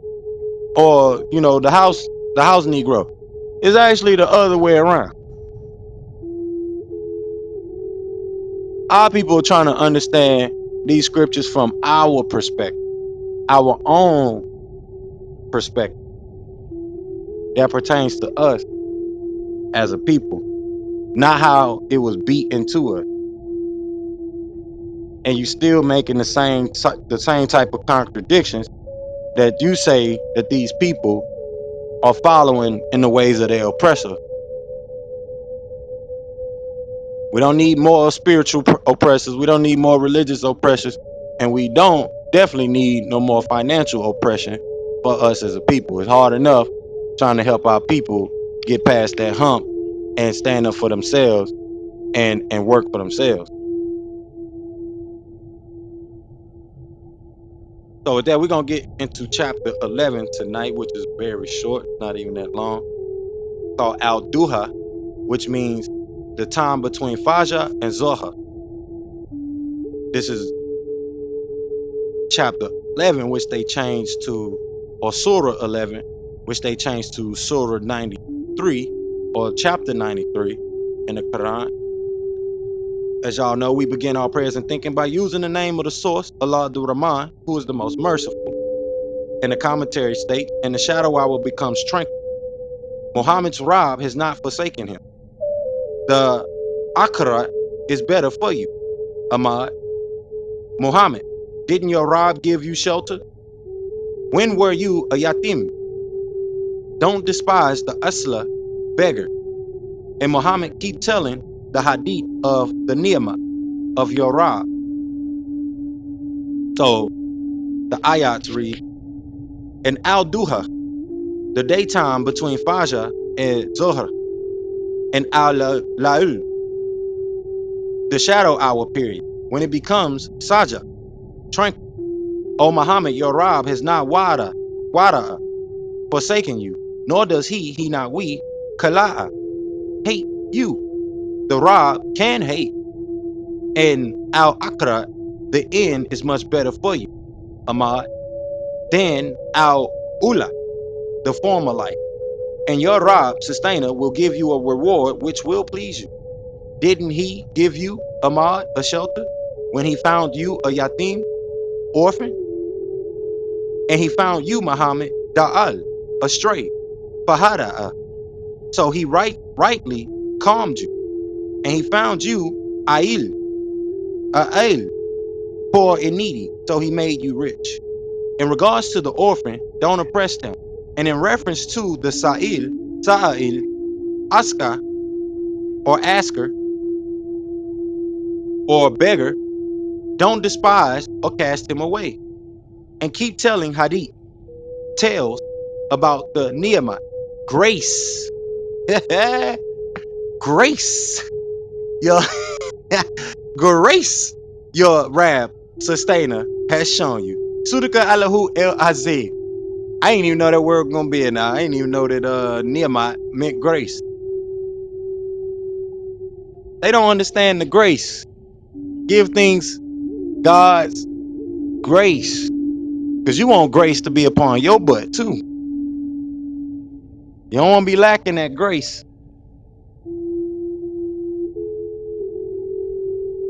Yeah, we know the poor put themselves in that position, but they might not have a strong enough drive than you. But that don't mean that that person's faith is any less weaker than yours at all. And we miss that when we get, a part of these things. There's nothing wrong with joining the Nation of Islam. Nothing wrong with joining the Hebrew Israelites. I got a lot of Hebrew Israelite friends. But when we start to create more religious fanatical groups and we push this out and they saying, well, you need to be following the law and this, that, and the third. Well, half y'all don't follow the law in the first place because none of y'all dressing all white and nor the real garments that's mentioned in the scriptures.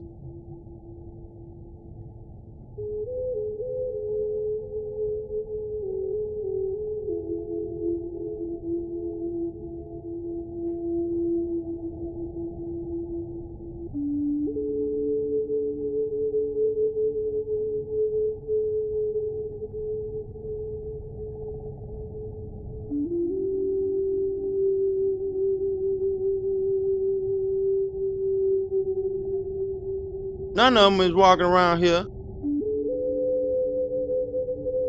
in all white.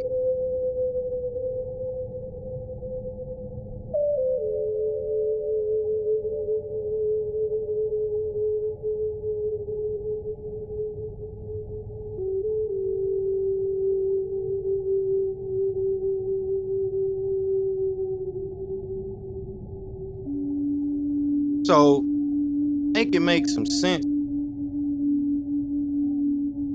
to our people.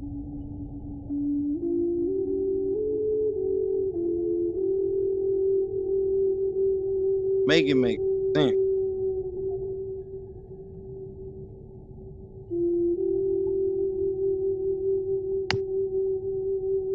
Gotta make some kind of sense.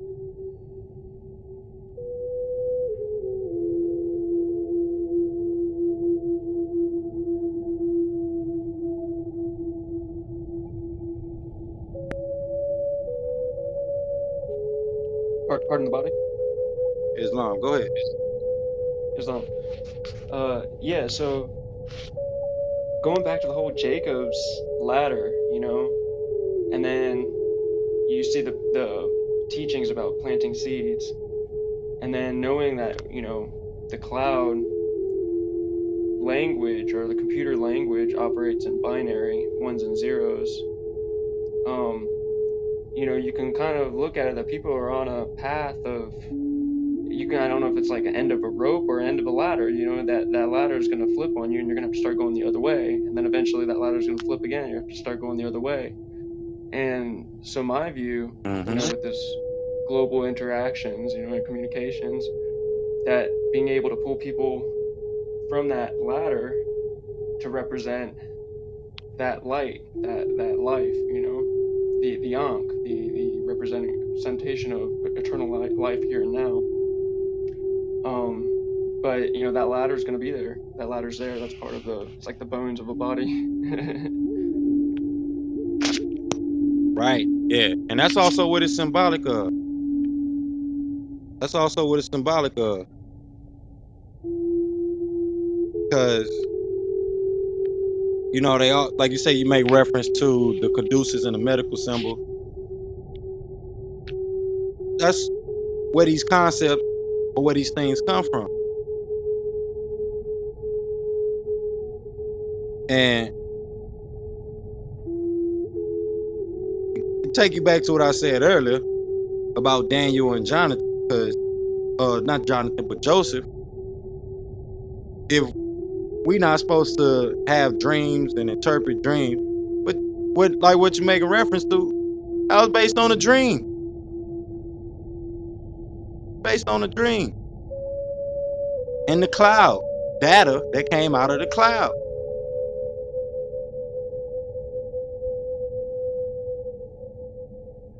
So these sciences are concepts that actually came out of ancient wisdom of our people, and we missing, the boat truly when it comes to these things.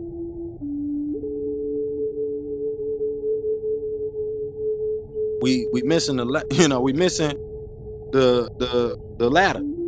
We missing raising up the knowledge, which is talking about that holy breath that we talk about, that truth that circumvents and circulates itself through your body, through your spine, through your vertebrae, which connects to your chakra wheels, your energy center. Those type of things they consider divination. But all through the scriptures, and I'm glad you pointed, all through the scriptures, you got more people having these these these divine interventions, these things that are of what they would consider Nakash, the devil.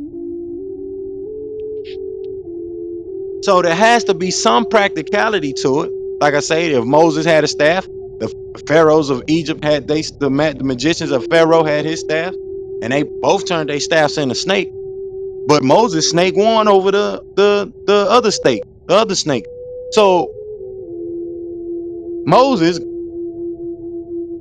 who we know as Tutmosis, in actuality, had stronger alchemy, magic.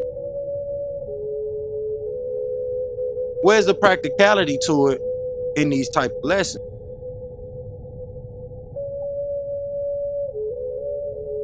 So these things could turn within themselves if you're not understanding the paradoxes of nature. They're not breaking down the paradoxes of these events, especially, like I say, giving this knowledge and talking about these things from a new logical perspective.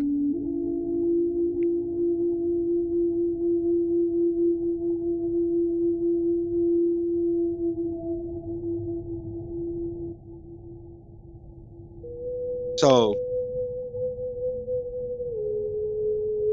we we we really get caught in not understanding the the the principles of things, because Israel himself, who they call Jacob, had a dream that was interpreted about angels going up and down. And we know where this concept comes from. It comes from the Caduceus, or what we call the Tekkenu, out of ancient Egypt.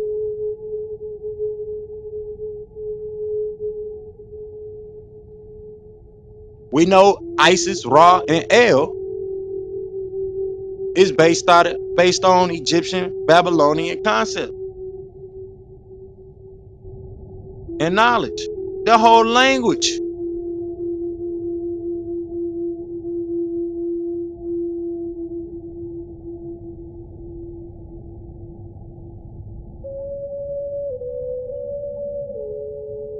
The whole language.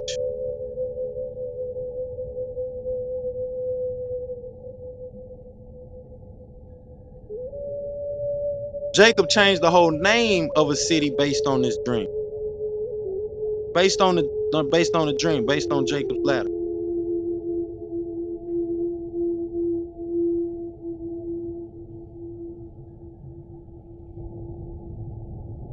But we're not supposed to dive into this type of knowledge.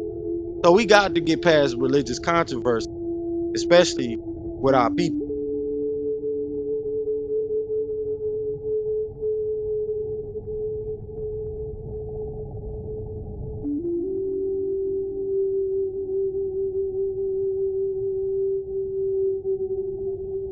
So Jacob interpreting dreams, but it's okay. The whole history of people that we know as Israelites is based on a dream. So how does this affect us in this day and time? It affects us by us knowing the signs and symbols that are subconsciously supplanted into our thought. That binary code that our brains function on, just the same way a computer functions on binary code. Ours may be a little more advanced,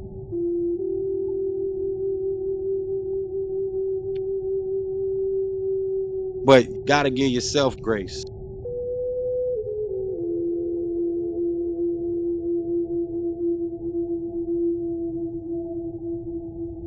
You gotta give yourself that grace. You gotta give the people around you that grace, because everybody don't know no better. They're not the source. You're not the source. We all learn from these symbols, this symbology in ancient times. So some of us do have the ability to be messengers of God or seers of God, according to Samuel 9:9. So there's some practicality behind that vision. There's some practicality behind why certain people were able to dream a dream.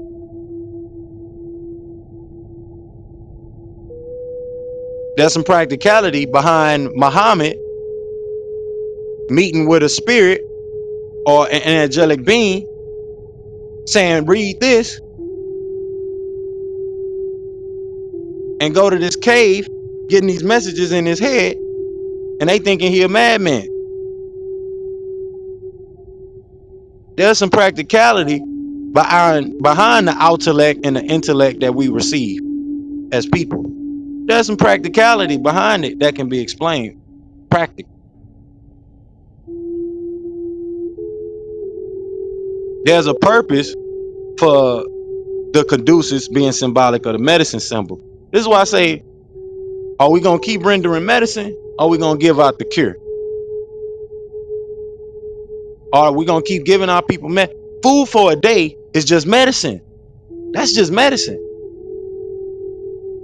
Making your people a fisher of men and women, or teaching a person how to fish, you don't just feed them for a day, just giving them some fish.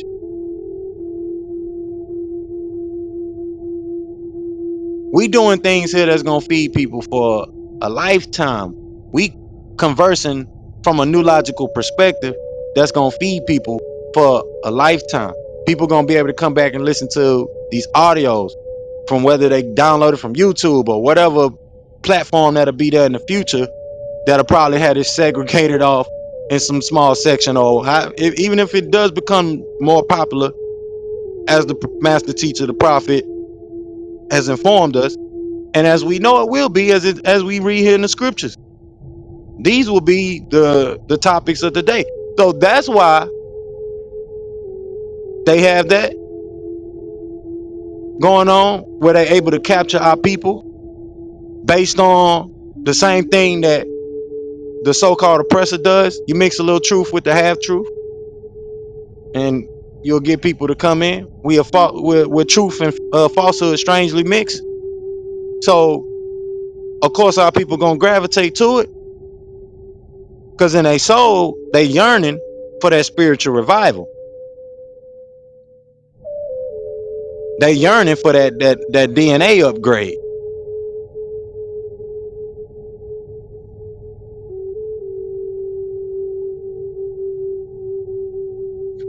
But it's gonna be a remnant, as we heard about earlier. We are that remnant. We're not one of these big religious congregations. We are a religious court, not just a congregation. Yeah, we're a temple congregation, but this is a temple court. So yeah, we can talk about the law, but we're not forgetting the grace. We're not forgetting the things that have came and shifted You had Windows 95, Windows 96, Windows 97, Windows 98. Now you got Windows XP, Windows 2000. You got the window of opportunity. Every time you go and upgrade, there's a change. There's a speed up process. Because your patience today is not the same as your patience was when you was dealing with AOL. It's not. And we can't act like it. Because I can't sit right now and wait for no AOL to load up. Especially remember how long it took for it to load up.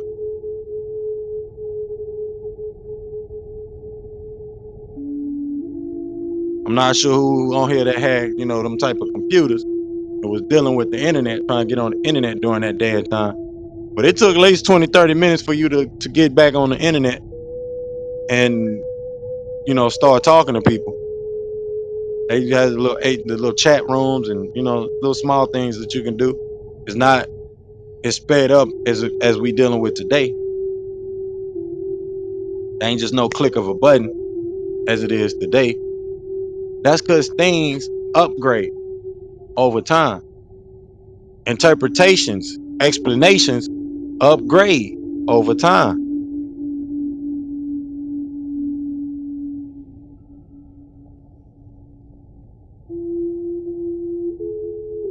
So it's cool to go into the data, the mainframe, the the the processing of that old information, but you want to be rendering that information from the now time in the present, especially with a new logical perspective based on a divine scope of things, not based on how the divine was downloading data, binary information into the minds of the people 100 years ago, because the minds of the people 100 years ago or 1,000 years ago, 50,000 years ago, was not at the same processor speed as it is today. This is why some of us have a hard time with understanding the Buddhic principles, slowing down the chatter of the brain. The law of substitution, substituting one negative thing for a positive thing. That's why it's hard, because these things are crystallized in our people. They crystallized in ourselves because we won't let go of the mental programming. Then you got people reiterating it. Now it's becoming peer pressure. So you really got it being crystallized in you, because if this is how they thinking and this way, well, maybe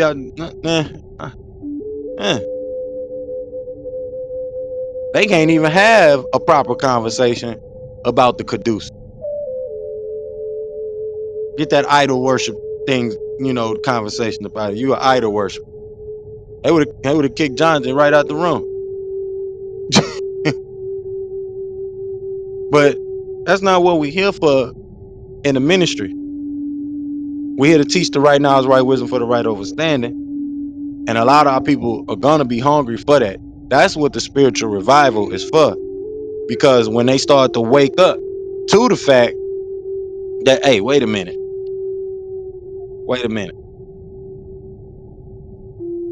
Where does it actually say that in the scriptures? Let me research that. Why do we fight against Egypt? Why do we fight against the Muslims? Why do we go based off of the interpretation of something that was inserted into the scripture that ain't a part of original scripture?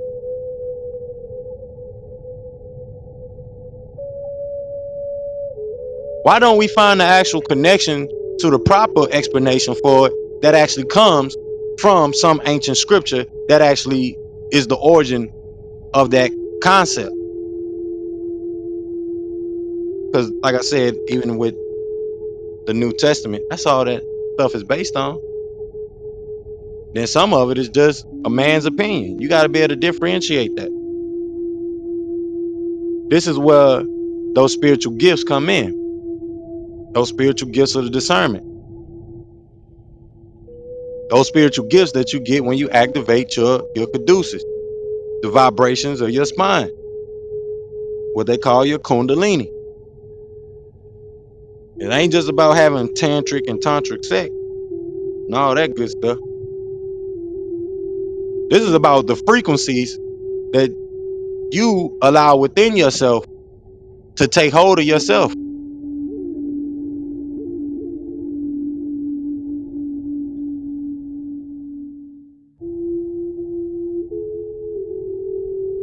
Especially in this day and time where being conscious of things is a trend. Spirituality is based on being trendy. Like I say, you got people on YouTube meditating but don't really meditate in their life. Can't give you nothing of any true Quranic teachings. Versus the real people that probably not as popular, and this is all they do. You don't go to their Instagrams and get the knowledge. I was in a room, an entrepreneur room the other night. They say, you're not going to page 98 on a Google search to really find where the real knowledge is at. You're not going back to 2012 to those old videos that was actually teaching you something versus the videos that's trying to be there for entertainment purposes or to get you to buy into whatever they got going on.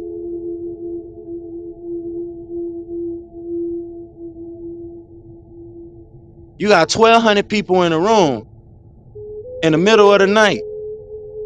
No cities. No grocery stores. Make it make sense.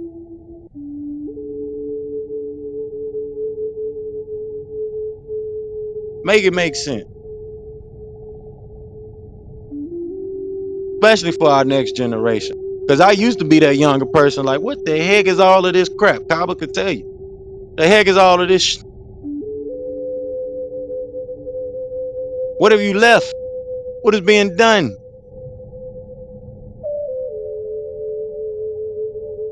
We got children to feed, not kumbaya stories.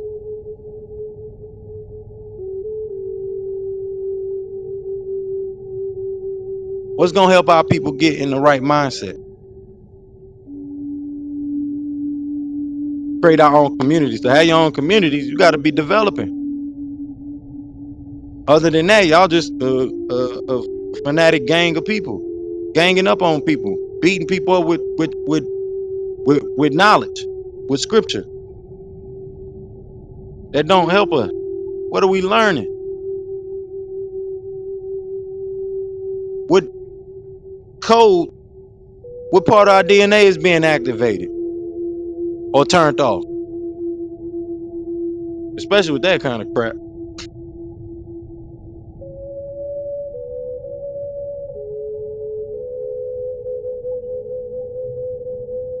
It's too much to be done out here for the true redemption of our people.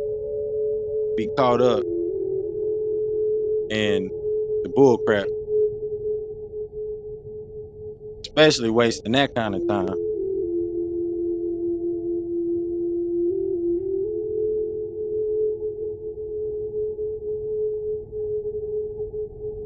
So we're gonna jump right into these holy instructions, y'all.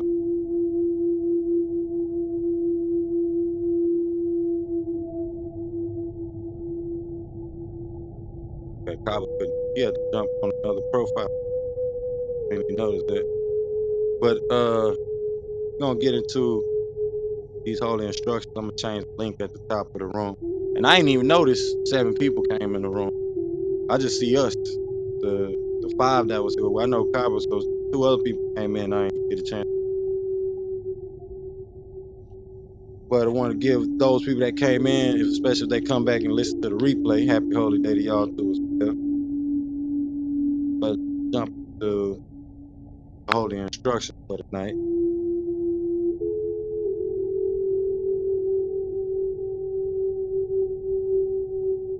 Yeah, we got to get it together with all of this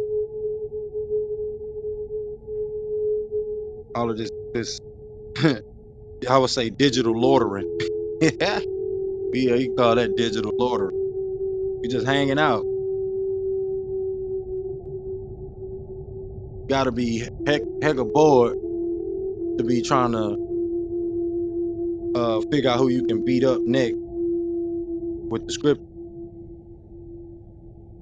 You're not actually given the right knowledge, the right wisdom, or the right understanding of these scriptures. You're not even posing the question that need to be asked and pondered upon for our people in this day and time, and they think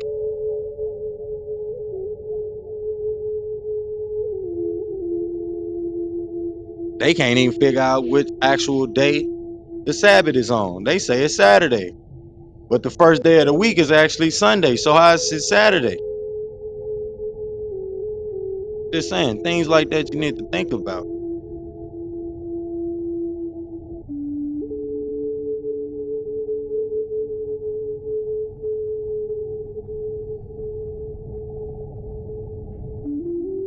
Things like that need to be good.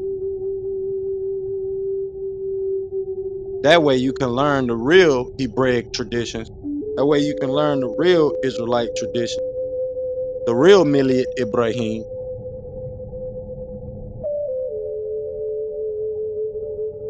and you can check yourself. And you can surround yourself with people that don't mind giving you proper correction without beating you up about it and respecting the grace. I don't care if somebody eat pork, not that don't hurt me.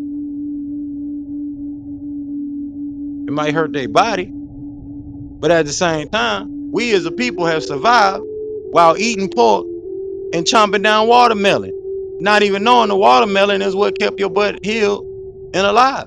So there's always a way and a remedy, is what we gotta understand. Instead of being focused on beating our people up, knowledge, without wisdom. You want to win in life, yeah, you want to use your wisdom.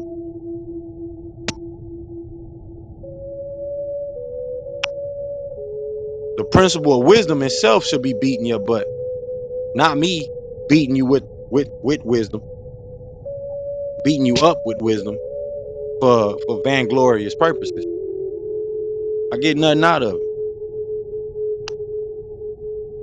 We get nothing out of these things.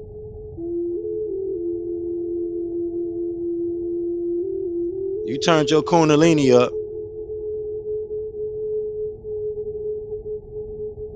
to be beating people up with the information that you get. We gotta be able to wake up and see through these rabbit holes or these mental gaps that is taking place amongst us as a people. It's okay to be trendy,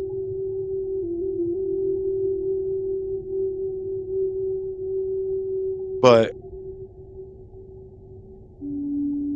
when we got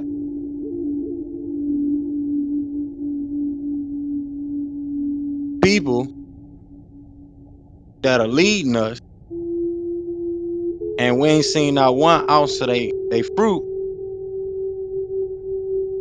you got people becoming popular overnight, just like some of these rappers that become popular overnight. We got to sit and think twice about what's going on.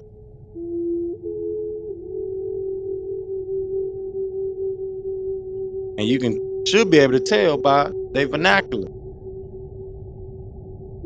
Should be able to tell by the right knowledge, the right wisdom, for the right understanding. If you don't have no right knowledge, no right wisdom, no right understanding, go get with the people that are the progenitors of those concepts, of those type of statements. Go pick you up a Nuwabian book. You got some people who wouldn't even learn from the Nuwabians until they seen how we deliver the message from all different ways in life, whether it's Buddha, whether it's Islamic, whether it's Moorish, And this is what the master teacher showed us, but we don't need just occultic rhetoric, feel good wisdom, occultic interpretations. Some things have practical interpretations to them that can be explained very practically.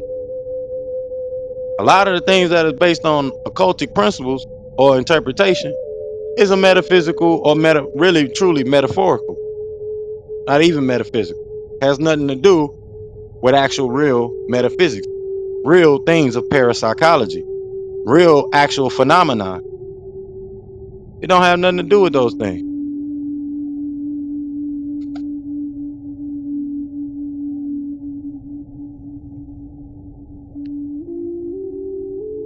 It has to do with actual real practical sciences, chopped up into little bit of pieces, chopped up into symbolism.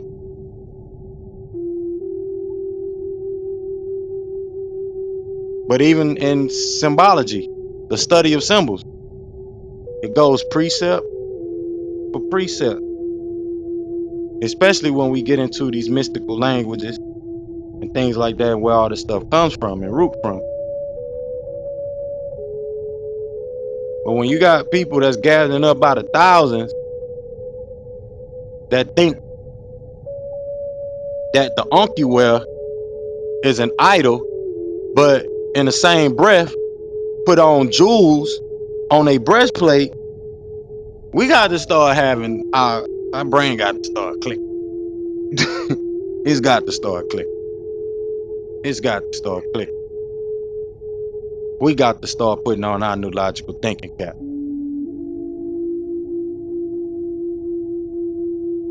We got to start seeing that a lot of these people that's passing out this knowledge are doing it with the energy to be seen as cool.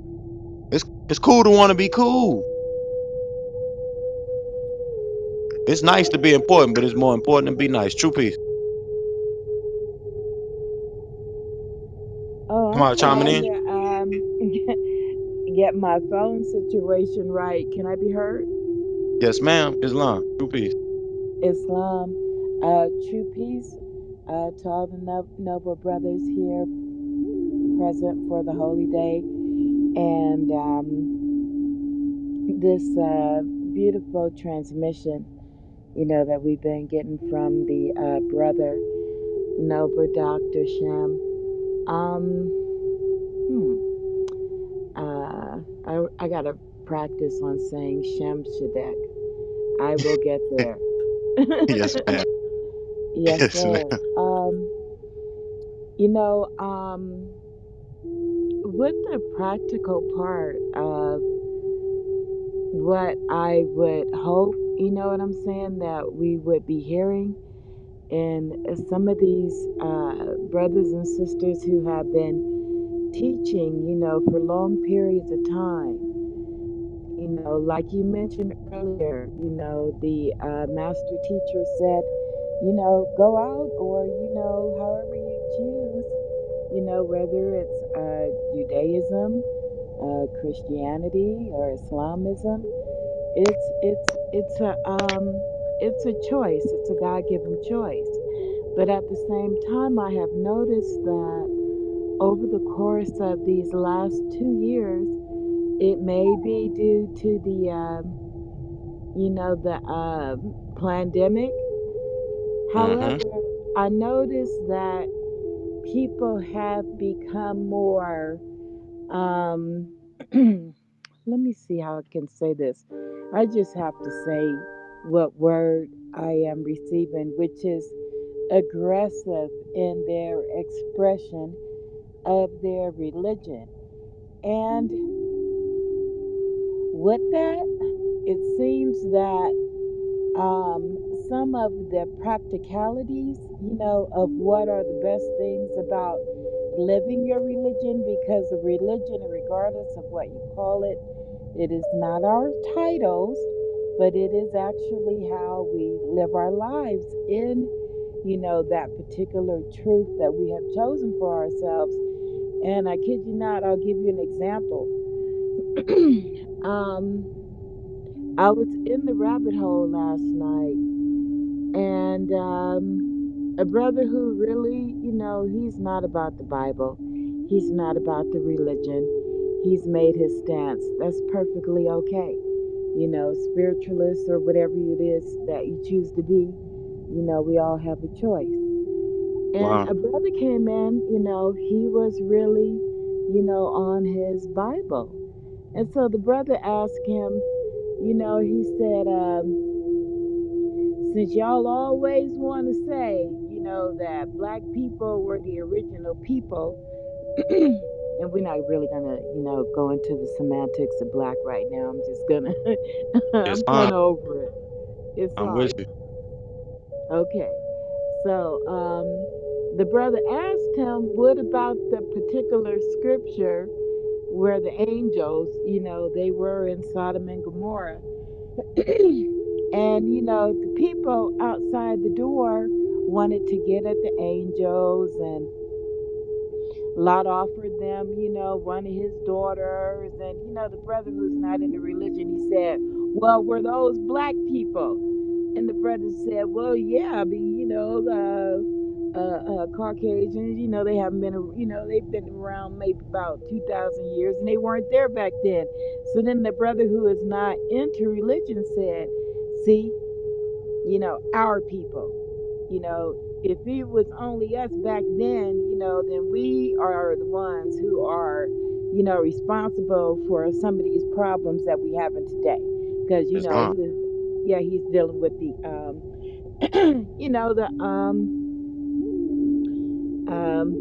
the, the, the sexuality aspect. And I said to myself, well,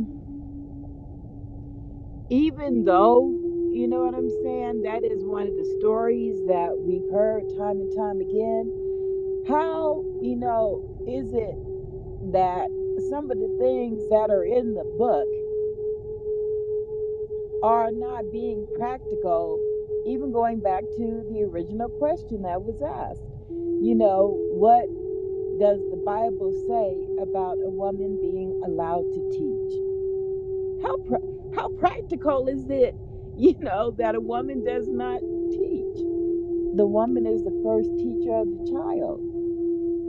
Talk And the about it. same thing with that, thing that the brother wanted to, point out with the sexuality issue, and the story a lot in the angels.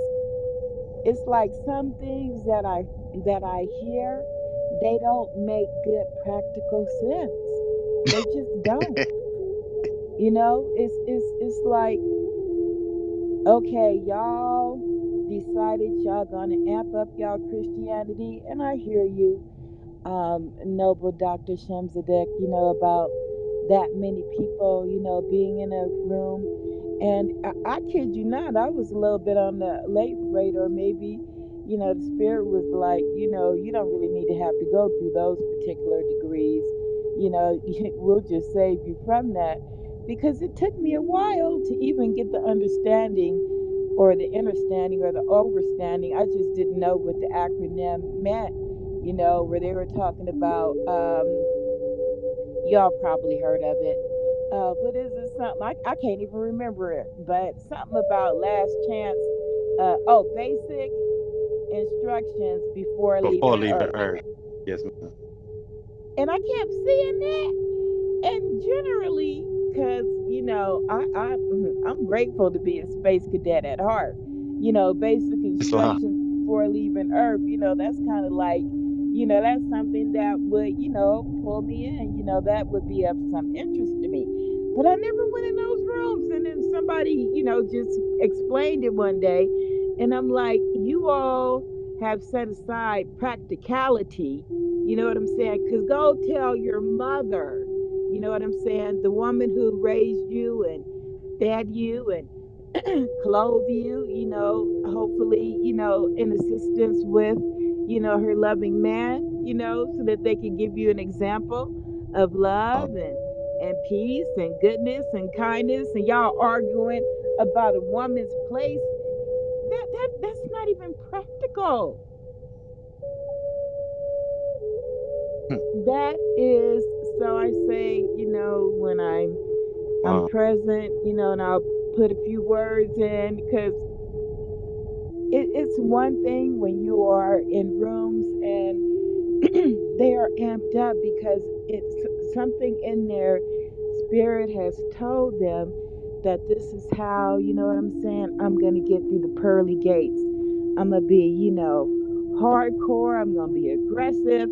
And I'm going to make people, take every single word in this book exactly as it says, verbatim, you know what I'm saying, without no loving, kind, gentle encouragement. Let's look at this thing type of thing. You know what I'm saying? No, this is what it is. But these are just my observations and my thoughts on it, and I just wanted to share that because I even went to the I did Google it because I don't have time to be sitting here going through my Bible because that's not even one of the scriptures that I I resonate on like that because I already know the role of the mother as far as being a teacher. Now, if we're talking about addressing the congregation, even still, you know what I'm saying? I mean, do uh, you all remember that young woman who was chosen who, damn, was that at Biden's inauguration? But a beautiful young she had on the gold coat. I think it was at the presidential inauguration, but she wrote a beautiful, beautiful poem. Young black sister and young melanated woman, just a very, very powerful young woman. And I'm like, natural born teacher. So I just had to say, the balance has to come in there. However, it's just something that you can send energy at. I'm not trying to get caught up in the whirlwind of it. But I'm gonna it's say fine. this last thing and land my plane because I can recall when maybe 2 months back, maybe a month back, the folks that be banging on each other with words and doxing each other and just literally, going ham and pork and the whole nine at each other. They have just been trying to cut it down to no drama. And now we got the Christians over here just running amok. So, the way I look at it is, with spirit, the universe, the all source is saying, it will come together. I mean, what else can it do? It's running its course. So, just observe and send energy, that it comes together and it will. What else is going to happen? Right, right. That divine grace. Give it grace. Give it God's grace.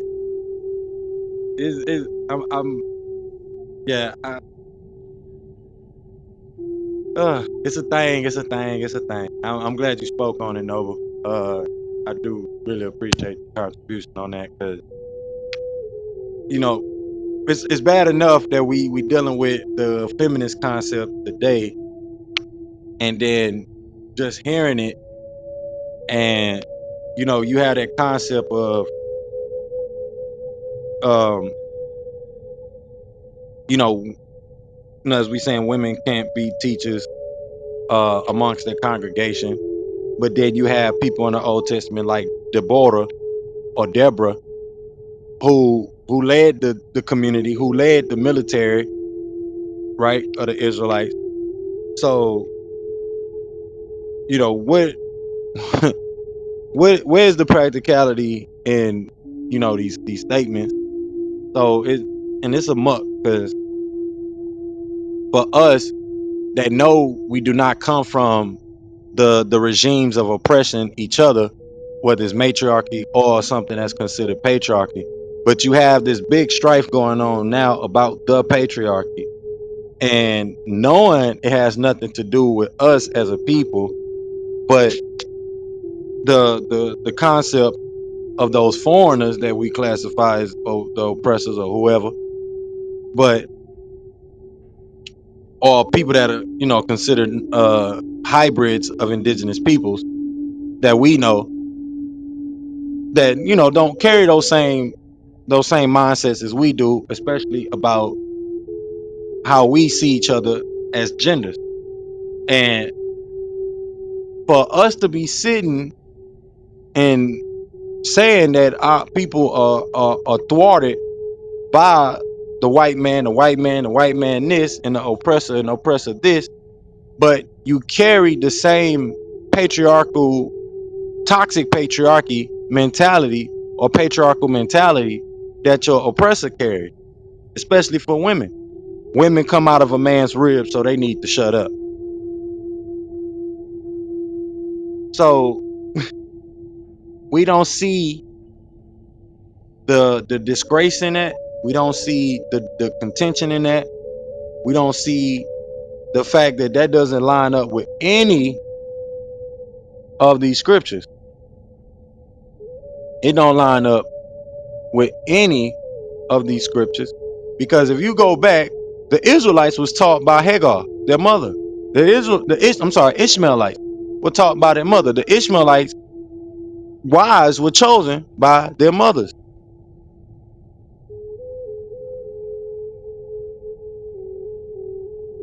But we get to the New Testament, women can't speak in the church.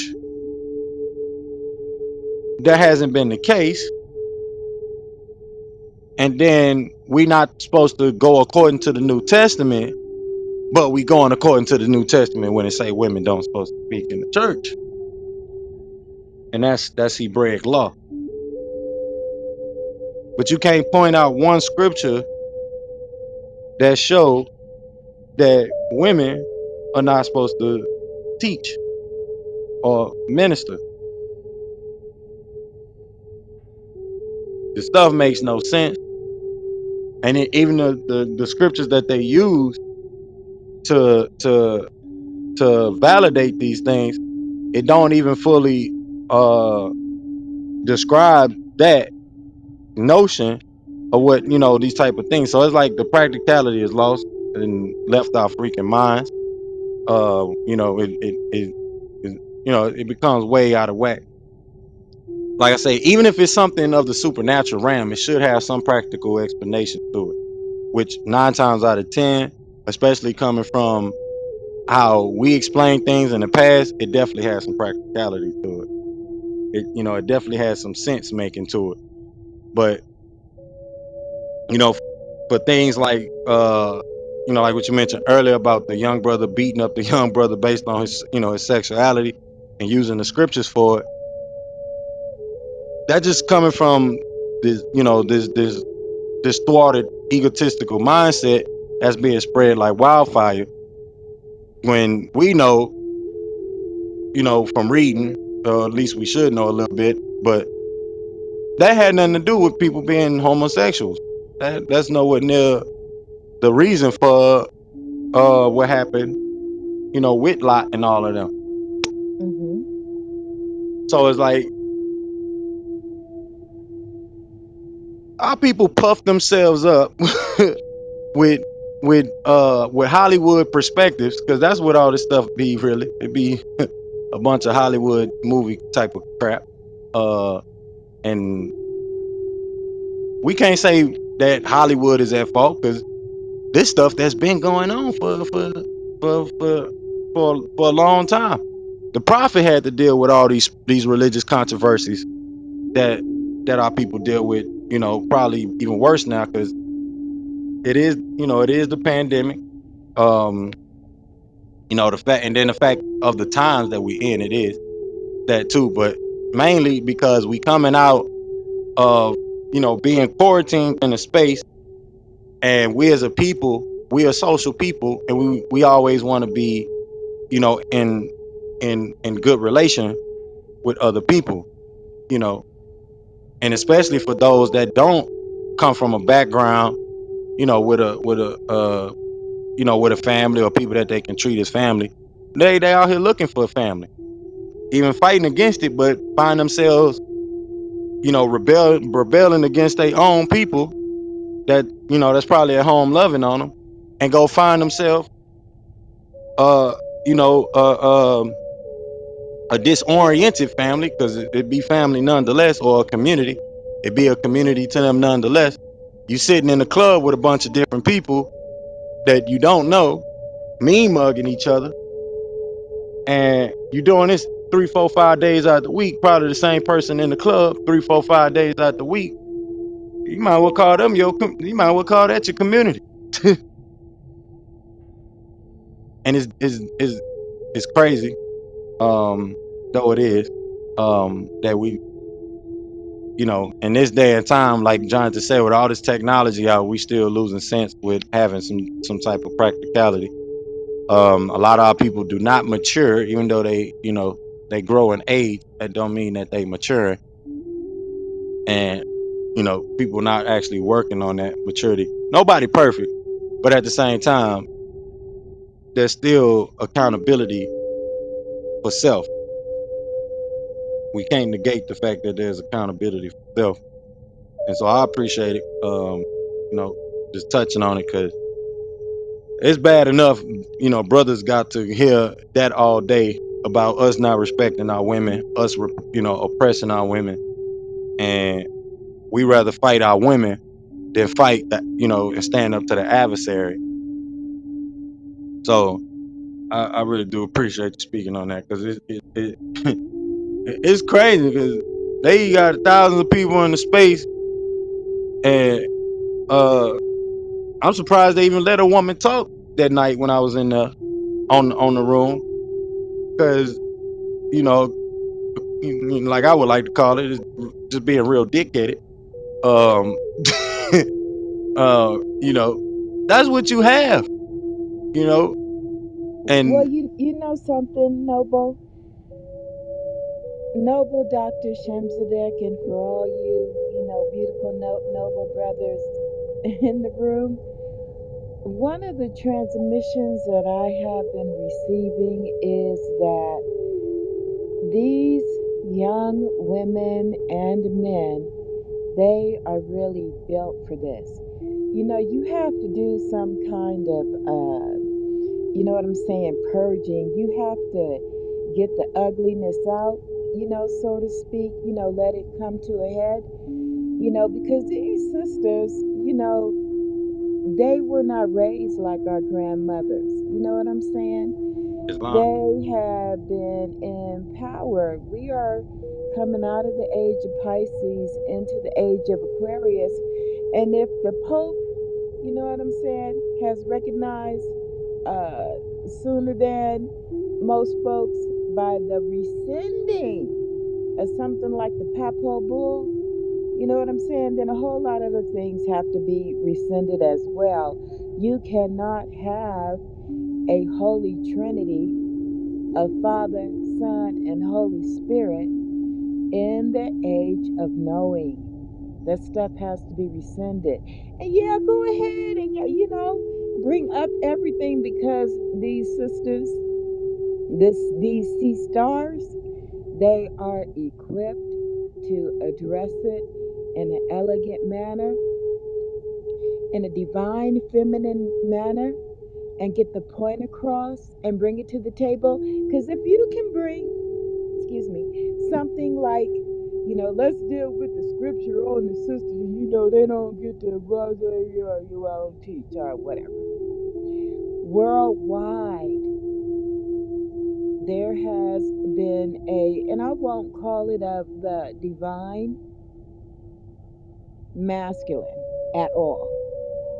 But during this COVID period, you saw that women had to stand up for their mistreatment, only for what to happen? For them to Mhm. turn around and get locked down even more. And I want to help this to segue into the Brexit thing as well, because I'm looking at France, and I remember how Macron passed those laws to take the women's right. they didn't want to, they're comfortable with that. They don't want to get rid of their, their hijab, their habit.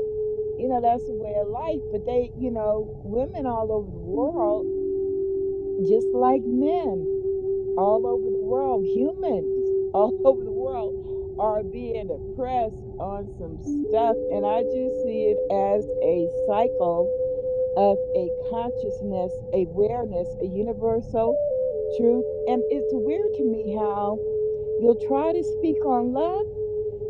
I think it's dealing with the chakra and the rising of the kundalini, and people are still way down in the they're trying to keep the people's consciousness in the root, in the base chakra. You know what I'm saying? Where you really, really Mm-hmm. have to challenge your fears. They're afraid. That's why they hoorahing on the, on the Christian circuit.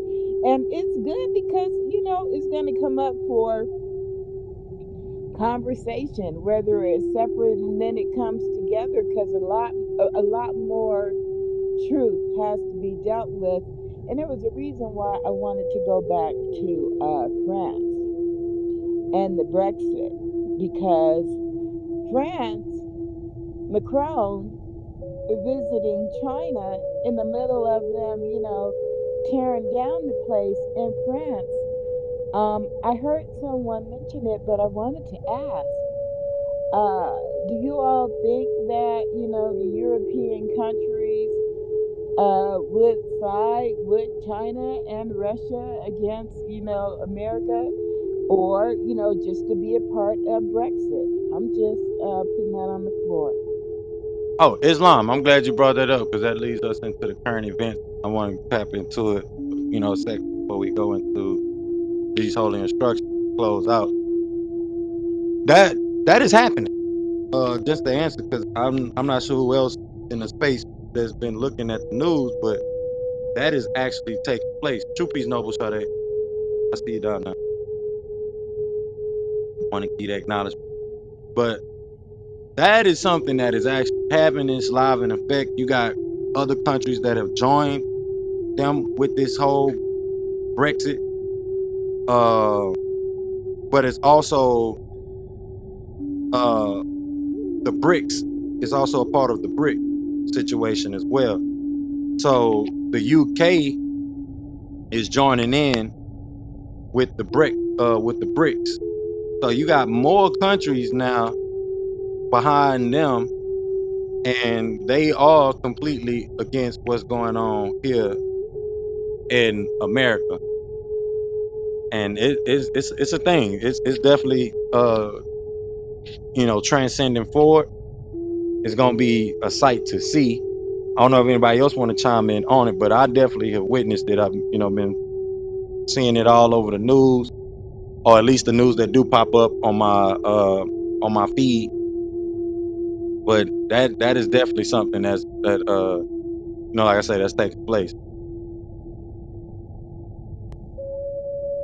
Thank you for that correction, Noble. I didn't mean Brexit. I was saying Brexit. I meant Brexit. Thank you for that correction. Well, you actually still was on point because the UK and Germany is joining BRICS. So if this is the case, then that dissembles the European Union as well, and that affirms the Brexit, the British exit that took place. So you about to have a lot of controversial things happen over the next couple of years, especially with this BRICS thing. And they've been talking about BRICS having their own currency for years, for years, for years. With us, we talk about those type of things, but is I think I mentioned this past Sunday or this past holy day last week that I don't know if they pump faking us again, but I know it was a major pump fake about them having their own currency. But seeing what's been going on, they might just be working on their own actual currency. Texas is talking about issuing their own government currency. Um, and now you have this Fed Now thing, which a lot of people are kind of getting it misconstrued the Fed, to the point the Fed even had the Federal Reserve had to put on their website that they're not issuing no CBCD, and this has nothing to do with the CBCD, the Fed now, and all these misinterpretations of Fed now. It's just another platform so the banks could actually transact between each other, and it does not replace cash. And um, you have all these misinterpretations at a high, and conspiracy theories at a higher level than it's ever been because of the situation with that's taking place with this brick situation. But anybody got any other things they want to contribute for as current events, please do. Because like I say, we need to talk about these things. We do need to discuss these things, be prepared for them, uh, and do give them acknowledgement. But like I say, the Fed now thing, a lot of people sharing about that, talking about the government is going to do a CBCD and doing that. I think a lot of that's coming from the fact that the shit coins, excuse my French, but y'all know what I mean. A lot of a lot of them are being exposed for what they are, so they need a way to kind of divert the attention from what's happening in the background of that. You got the SEC going hard on a lot of those platforms and a lot of those coins that have been issued, but you know, like the Sam Bankman or whatever his name, Berkman situation with the FTC, I'm sorry, FTX situation that happened. Um, they've been called out for what's going on because you got a lot of smart, intelligent people in the Bitcoin space, and they are just basically airing out, things that have already happened, controversially through the 70s and 80s over time with virtual currencies. Because virtual currencies is not something that's new. It's been around uh, since we had computers and being able to utilize debits and credits on the screen, which is going back hundreds of years. So that's not something that's new. With these currency things. But anybody want to chime in on it? Please feel free to. If y'all can, I don't know if Noble Sade want to come up, you can. But any contributions before we get into tonight's holy instructions, please chime in on it. Like I said, we do need to talk about these things. We do need to talk about positive things that are actually taking place as well. True peace. Part of the body. True peace, Noble Islam. Yes, this is a big thing in my view. I've been paying attention. Like I've been one of those curious kids that paid attention, like C-SPAN in high school, and stay up late and see what's going on. And this is definitely one of those big things if you're looking at it from a spiritual perspective on global terms now. Because it's like I remember back when I was first learning about these spiritual things, and my journeys have Mm-hmm. been based on going through a lot of pain and experiences to kind of be guided in that direction as a path forwards for being able to function. But in my awarenesses in the early starts of this, I saw like the Dalai Lama, and his presence as being, a calming, balancing force in our world. And it was around those times, like knowing about the Americas being a melting pot and being, a representation of us.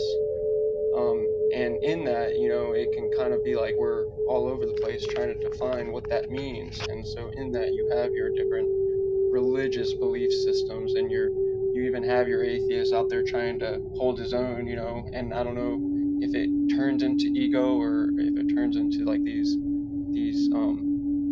power based stances of knowledge, of whose knowledge has more weight over the next.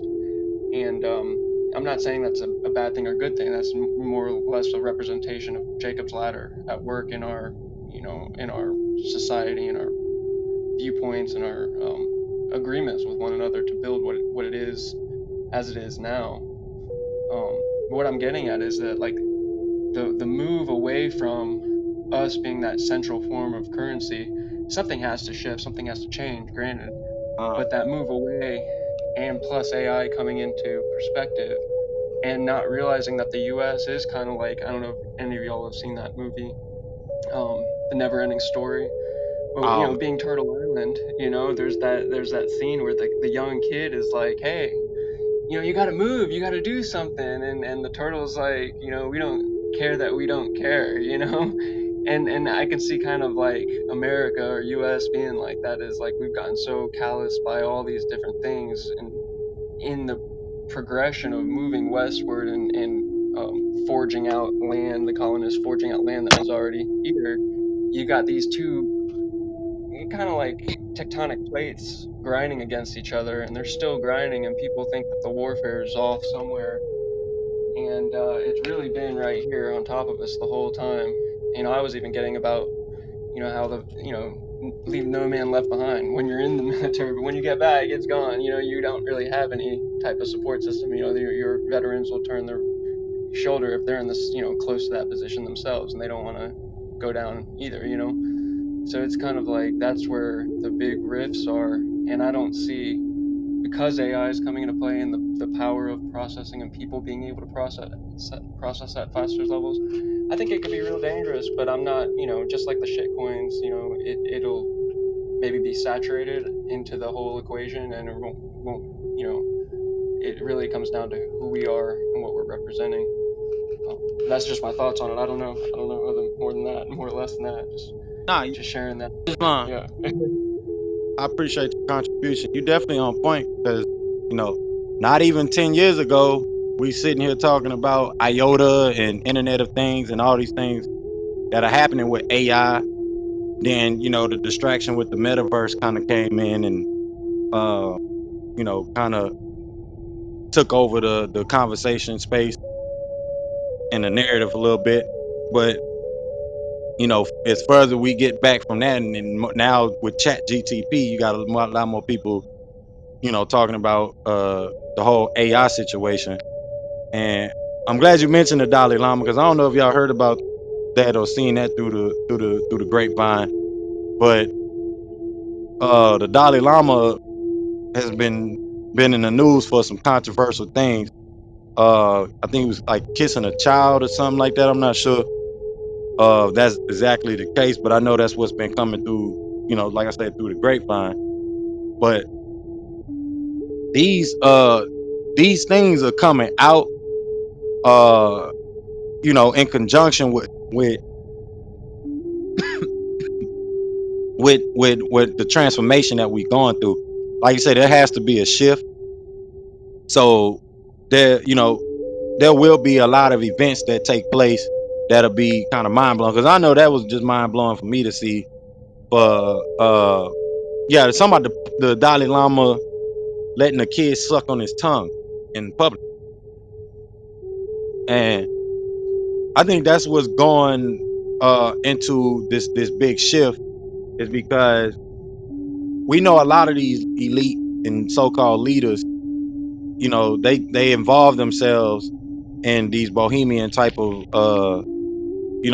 ritualistic practices, and you know those cultures that do have a clear perversion is starting to stick out like a sore thumb. And I think that's what's leading the shift, with the Pope saying what he said, the Pope having to do what he had to do with a lot of the pedophilia cases that happened over the past 2 decades. The whole distraction from Epstein and that list, that Epstein list, the people that was there. We know all the people that was there, but you still got people, that are fanatics of, some of these celebrities and things like that, that were highly involved and know, what those kind of people are into, but still would be, at that place and at that location, to the point that where they're going on the island where they knew that these type of things were actually, taking place amongst our children. So there has to be some type of shift. And this past couple months, we witnessed a president actually have a former president actually have a case put on him, which has never happened to any former president or any president. So we definitely seeing a lot of things happen that's going to be pushing toward this major shift and pushing toward people actually having to have that spiritual revival, as I was mentioning earlier. So you have people taking advantage of that right now, like what we talked about earlier. But you have people that are preparing themselves for that spiritual revival, getting the knowledge that they need to get. And this is where we say the meek shall inherit the earth, which we know is the fact. And the fact that you do have all of these technologies, all of these resources behind us, we will be coming into the inheritance of some amazing things, some amazing technology.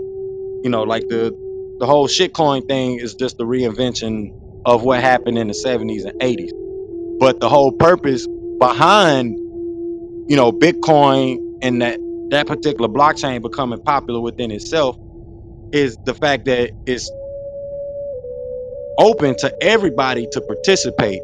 Is not to take away from any other form and style of money, and that we can actually create uh economic systems through that commodity. But the fact that it's a payment system that connects everybody across the world, and everybody across the world can participate in the development of it, not just any one country or any one group of people control it. And witnessing all the saturation and all the things that come with it, we know this is a major signal of a shift that's coming. All the things that's happening in the country with what happened in Ohio, and this water situation that's starting to kind of seep through the whole country. Our supply chain that's happened over the past couple years, or past year. So we witnessing all of the signal changes that shows that there's going to be an actual global shift in power. The things that's taking place with things that's taking place with BRICS. We can say that America has an issue with the power of the regime changing hands, but we haven't realized that that's already happened. For I don't know, for some of y'all that don't know, America has already been rated I think a B rating in their bond rating, and by Standard and Poor, and that was years ago. That was some years ago. And what that means is that America has the bond rating of a third world country. So America has been put on the scale for the past couple of years as a third world country. We've been living with that bond rating for it's gonna get close to a decade here in 4 more years. So um, you know, it's definitely signal for a global shift, a global change, and that you know, if we don't get our stuff together, we will definitely not be in control of our own narrative, continuing forward as a people, especially as a so-called American people. And what comes out of that will be something to see, especially with the the acknowledgement that we have as a sovereign theocratic government, as the Moorish people, and being that this country or this landmass was actually, administered through the Articles of Confederation, the Confederates or the Iroquois, etc., and all the laws that happened. You had, the Great Law of Peace that was established because a lot of the tribes were fighting here. That's how we ended up with the situations we have today with the American Union. But it's going to be something to see as far as what happens here in the States. The war that we have been reading about, that we read about a couple holy days back from the Injiyl, how everything's playing out according to prophecy. And these war these wars that have been prophesized about, and the fact that everybody is starting to give America the side eye from a tangible standpoint, not just something that's rumored about or spoken about amongst the people. This is something you're seeing in the news that's taking place. You got the whole BRIC situation, and you got more countries joining in, and you got countries that are you know sitting on creating their own central bank digital currency that fully giving it full consideration and separating themselves from the IMF. So we're gonna see a major global shift. As I say, we as a people here, we got to be prepared. And we are doing the work to be prepared for it. Versus just saying we need to come together, this, that, and the third. You know, what are we putting together in architect and in our architecture? What are we putting together? What are we drafting out? Are we, preparing for those things? We can say we can. We can say what we have done as far as, working toward economic infrastructure. We can still say the work, and speak on the work that we're still doing, to this day. But being prepared for the shift that's coming with the currency, this whole brick situation, we have to really get that information out about, coming together economically and, just understanding that, hey, there's going to be a change in currency. There's going to be a change in financial administration, how your finances are administered to you, centralized platforms. You got Mississippi politicians in Mississippi trying to push Jim Crowism back. So you never know the direction of where things is going to go. And if that, that repopularizes itself, the whole segregation, what is people going to do? Or even if it, don't become, popularized again, when authority that you never had before is put into your hand, how are you going to handle that? Are you prepared? Being a part of a religious fanatic group does not prepare you for that. It doesn't. And from tonight's message, I hope we understand that we need some practicality. And they not gonna listen to us because they got all kind of words for us. So they're gonna have to witness and listen to our actions as we take them. Because we as the Moors, we've been done Million Man Moors marches and things like that, had millions of Moors walking through the streets and gathering up as a people. The Moors in this day and time really should understand that it's more about the economic infrastructural development. You still need to be your butt in the temple and bringing in people to connect with the temple. But we're not here to fight and beat each other up over what your religious background beliefs. And I believe in the law, or I believe in Elohim. I believe in the Natiru. I believe in the Thunderbird and the Kachinas. That's not what we're here for in this day and time. We got too much things that are of way, grandiose importance to be worried about, which God is the best. Like Jonathan say, which knowledge is better and which knowledge hold more weight. No. It's like the movie Higher Learning. Are you here to learn how to think and think for yourself? Because that's all we can, care about at the end of the day, is making sure that our people know how to be free thinkers, especially going into a time where they want to govern your thoughts, but they want to govern your mind and what you're thinking. And we going into a spiritual revival, and we got to be prepared for that. You're gonna have people that's in the way of that spiritual revival. I think I mentioned this last week. They had a movie called I think it's The GOAT, where they was preparing people in the military to do remote viewing.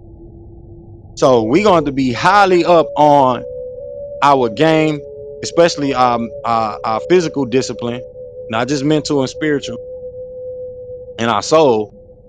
Of course, you want to be, disciplined about that, but your physical discipline is gonna have to be on par too as well. Like Noble Majestic mentioned earlier, they want to keep you locked in your flesh, keep you locked in your root chakra, to where you never grow to stand on your root chakra, to be grounded from that standpoint, to where you can exist in a place or a state, as I mentioned last week, instead of being caught up in the animalistic emotions. A lot of people are still caught up in that root chakra, and have no stability and no control over it, and do not know how to ground that energy and circulate that energy back through the earth.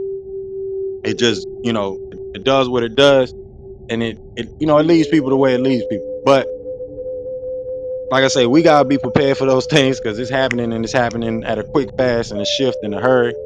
We do have the the entities that need to be put in place, the fundamental entities that need to be put in place, so that way we could have our own standing and grounding. We are acknowledged as a sovereign government body of people. It don't matter if you're talking about Nation of Islam, don't matter if you're talking about Hebrew Israelites, any of these other groups of people, they do not have your public and lawful acknowledgement that you have as Moorish people, and specifically the work of the Moorish Science Temple of America, one temple, one prophet. And as the prophets say, we was 500 years ahead in time and technology. Same thing to this day. There are Moorish people that have the mindset, technological mindset, that is beyond the norm. That is beyond the norm. But them people gonna have to come knocking doors down on the temple, which they will be doing. A lot of people will be running their butt into the temple. Like those 1,200 people in the room I mentioned earlier. When they wake up and realize I need to be a part of a nation and not a fanatical religious group, a body of people that actually function as a civilized nation and not a fanatical religious group, and they running into the same issues that I don't want to call them cults because they use that as a derogatory way to talk about us people, but y'all know what I mean. These fanatical religious groups, to where it feels cultish like, right? And you running into the same thing that you run into with the the religious fanatics out of Hollywood, and those traditions and the perverted practices that they practice there, in that society. They're gonna run into the same type of things in these fanatical religious groups, whether it has to deal with things that are of super perversion or things that are of super oppression. Freedom of speech and all these things, that's something that's simple and practical, should be practical to our people in this day and time, and the freedom of thought. This is why the prophets say we should stand on that organic constitution, because that's something that is universal. It's something that has practicality universally to it. Just that simple. So, like I said earlier, you can be whatever you want to be. Don't matter. The prophets say have your own laws and customs in conjunction with the laws of the Holy Prophet.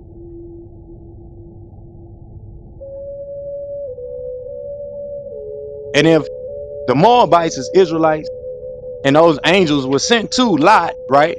As we talked about earlier,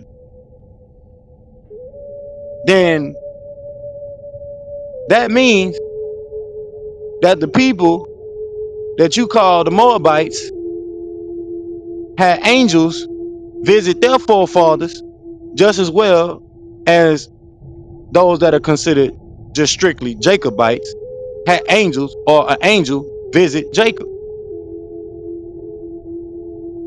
Same way. Because the Moabites are the descendants of Lot and his daughters.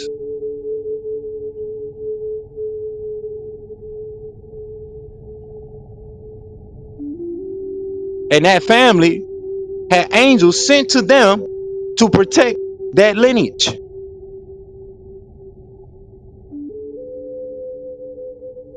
Sent to them to give them a message to get the heck out of Dodge. Because all the immoralisms that are being practiced, and we in this day and time have that same angelic force of energy, because one of them was Michael, another was Uriel. You have that same angelic force and energy coming back to the same Moabitic people to this day and time, warning them, get your butt out of Dodge, come up out of her. So we got to be prepared and not just know doomsday prepping type preparing. You got to actually be sound You got to be sound in your preparation, because we're not prepping for doomsday. We prepping for a new earth, as we read this past week about the seven thunders and the seven plague this past week, and going into the birth of things and how we giving birth to a new society, a new civilization based on nature. Nature itself is giving birth. We are a part of that birthing process. That's it. We just a part of the birthing process. Like Jonathan just said, there's gonna be a lot of things that signal for that. These are the signs of the times that are signaling for, hey, that change it's been constipated for a long time, but it's right there. You don't know, you don't know what I'm talking about. when it's right there, it's been constipated, but it's about to drop. It's right there. We right there on the droplet. You about to get your first little droplet come through all that constipation of time. But when you prepare yourself, you can start to syncopate with time, and you can start to synchronize with time. With that, I'm gonna take us into these whole instructions, because if not, we're gonna be here into the whole rest of this night with this topic at hand. We know, like I say, Spirit wanted me to go into it, but the ultimate point is, don't forget the grace. Don't forget the grace. And you find that concept of grace even outside of the so-called spiritual norms or religious terms or the three orthodox religions. You find that in spirituality. You find that in Taoist philosophy, natural philosophy, all the way back, even before there was a Bible or what's considered to be a Bible. There's the concept of grace. Even before we understood it to be the word grace.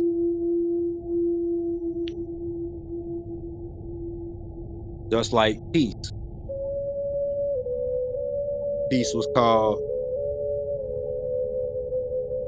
Hotep in, in ancient times. And in other languages, Salam,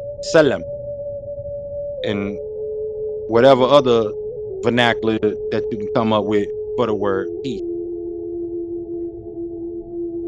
But spiritual refinement, spiritual revivals, that's something that we know very well as indigenous people. And we about to go through one, not on a small level, but a big global level. We got to be prepared for it. And they got people at every corner, just like you're going to have angels of Allah at every corner to bring our people the good news. You're going to have demons at every corner trying to prevent our people to getting to that good news. And they're going to be gathering up our people by the thousands. A lot of people like David Blaine. A lot of people like Chris Angel. But got to be some practicality to it. Angel, like I say, Moses had his staff turn into a snake, and the Pharaoh's magicians had their staff turn into a snake. But if you don't step into your black magic, like Majay say, we're not getting into the semantics of the word black. If you don't step into your Moorish science, your true black science, you're gonna miss the boat. That's another plane crossing through here. I wonder what's going on out here. All right, y'all, we're gonna get into these holy instructions for the night. I really do appreciate y'all spending that time on this holy day, tapping into that mental reservoir that is available to us as a people, and we utilizing it. Not keeping y'all up 3 o'clock in the morning trying to beat some scripture into your head. Um, but like I say, as we do grow, we will grow.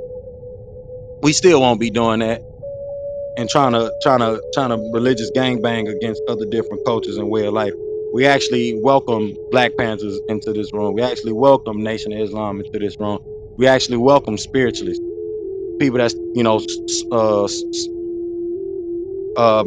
metaphysicians and cultists and whatever.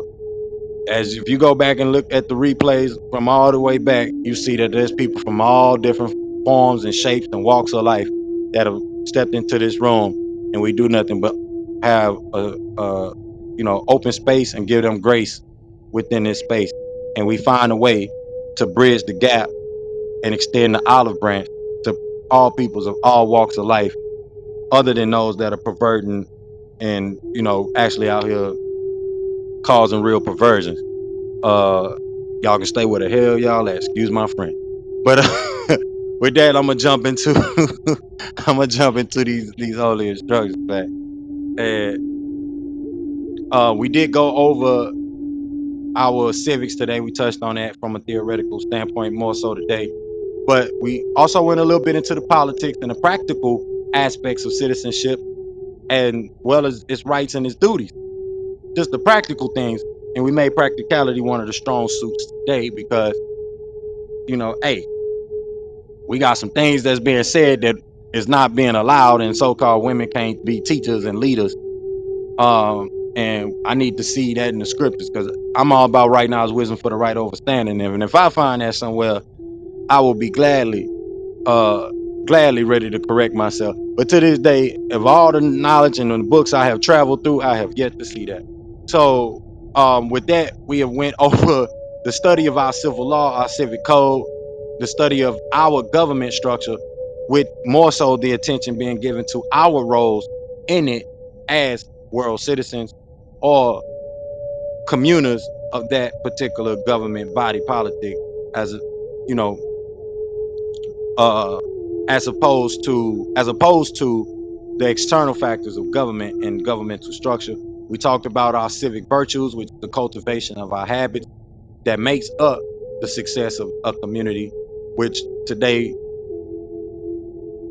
we talked about the virtues of grace and maintaining that grace in with each other and one another, which leads into our civic engagement with each other. We talked about how we should engage with each other, especially staying away from things that do not bring us together as a people. I'm not gonna be sitting up here arguing with you about your sexuality and you in my room and why you should not have that form of sex. That ain't got nothing to do with me. Whether God made you that way or not, whether nature made you that way or not, that is what you decide to do on your own merit. And if you like it, we love it. Islam. So y'all know how I go. Friday is the holy day. Oh, you who know, when the call is proclaimed to supplication on Friday, the day of assembly, hasten earnestly to the remembrance of the Heavenly Father and Divine Mother, and leave off business and traffic. That is best for you if you but knew. And when prayer is finished, then may ye disperse through the land and seek the bounty of God and celebrate the praises of God of 10, and without stint, that ye may prosper. All chaplaincy temple services and meetings are to be open and closed promptly according to the Circle 7 and love, truth, peace, freedom, and justice. Friday is our holy day of rest because on a Friday the first man was formed in flesh, and on a Friday the first man departed out of flesh and ascended unto his Father God Allah. For that cause, Friday is the holy day for all Muslims and peacemakers all over the world. This is according to Act 2 of the Divine Constitution and bylaws by the Prophet Noble Drew Ali, which states all temples and subordinate temples are to conduct holy day service every Friday, starting promptly at their respective time and ending promptly at their respective time. All civilians, patrons, denizens, prospects, and ministers are expected to attend the temple for the Friday holy day temple service and meet. On Fridays, the Moorish American, Moorish Asian, and Moorish African Muslims and peacemakers all come together to supplicate and to illustrate that which Allah has blessed them with. The temple services are open according to divine love, truth, peace, freedom, and justice. At no time will templars, adepts, ministers, patrons, or outside congregational guests be allowed to disrupt the holy day service, nor will civilians be admitted under the influence of alcohol or any severe intoxicant. All templars, adepts, and civilians attending the holy day service must have their heads covered with either a turban, fez, or kufi, or spiritual cover. Baseball caps should not be worn in the temple or during temple service. The Sunday school temple service and meeting is mandatory, and all Moorish nationals, templars, and temple denizens must promptly attend the temple service and send their children to the Sunday school gathering. The teacher must conform himself and herself to the Temple 101's questionnaire, and let every civilian man, woman, and child exercise his or her five senses who is able to do so. Because out from your Sunday school comes the guiders of the nation and now the entire global village. So this past Sunday, I was not there, y'all. I had to spend time with family and some very special family that I don't get a chance to spend time with most of the time.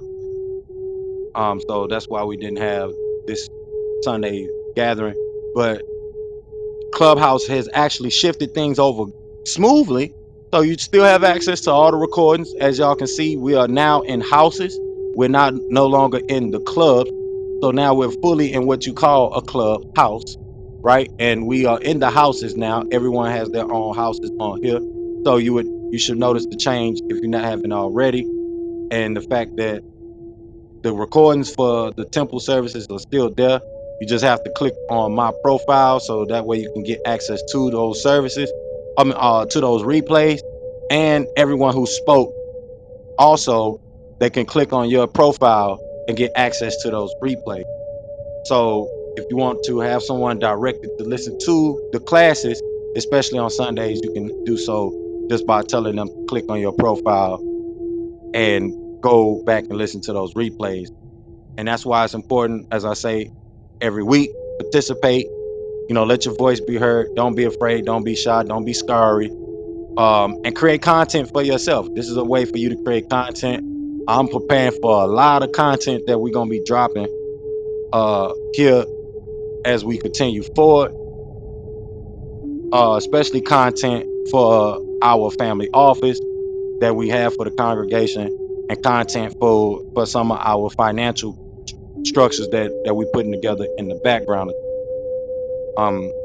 Got a lot of things that are taking place in regard to that, but nonetheless, we completed the shift. We didn't have to worry about anything being deleted, so you still got access to the Sunday gathering classes, and get y'all butt in them schools.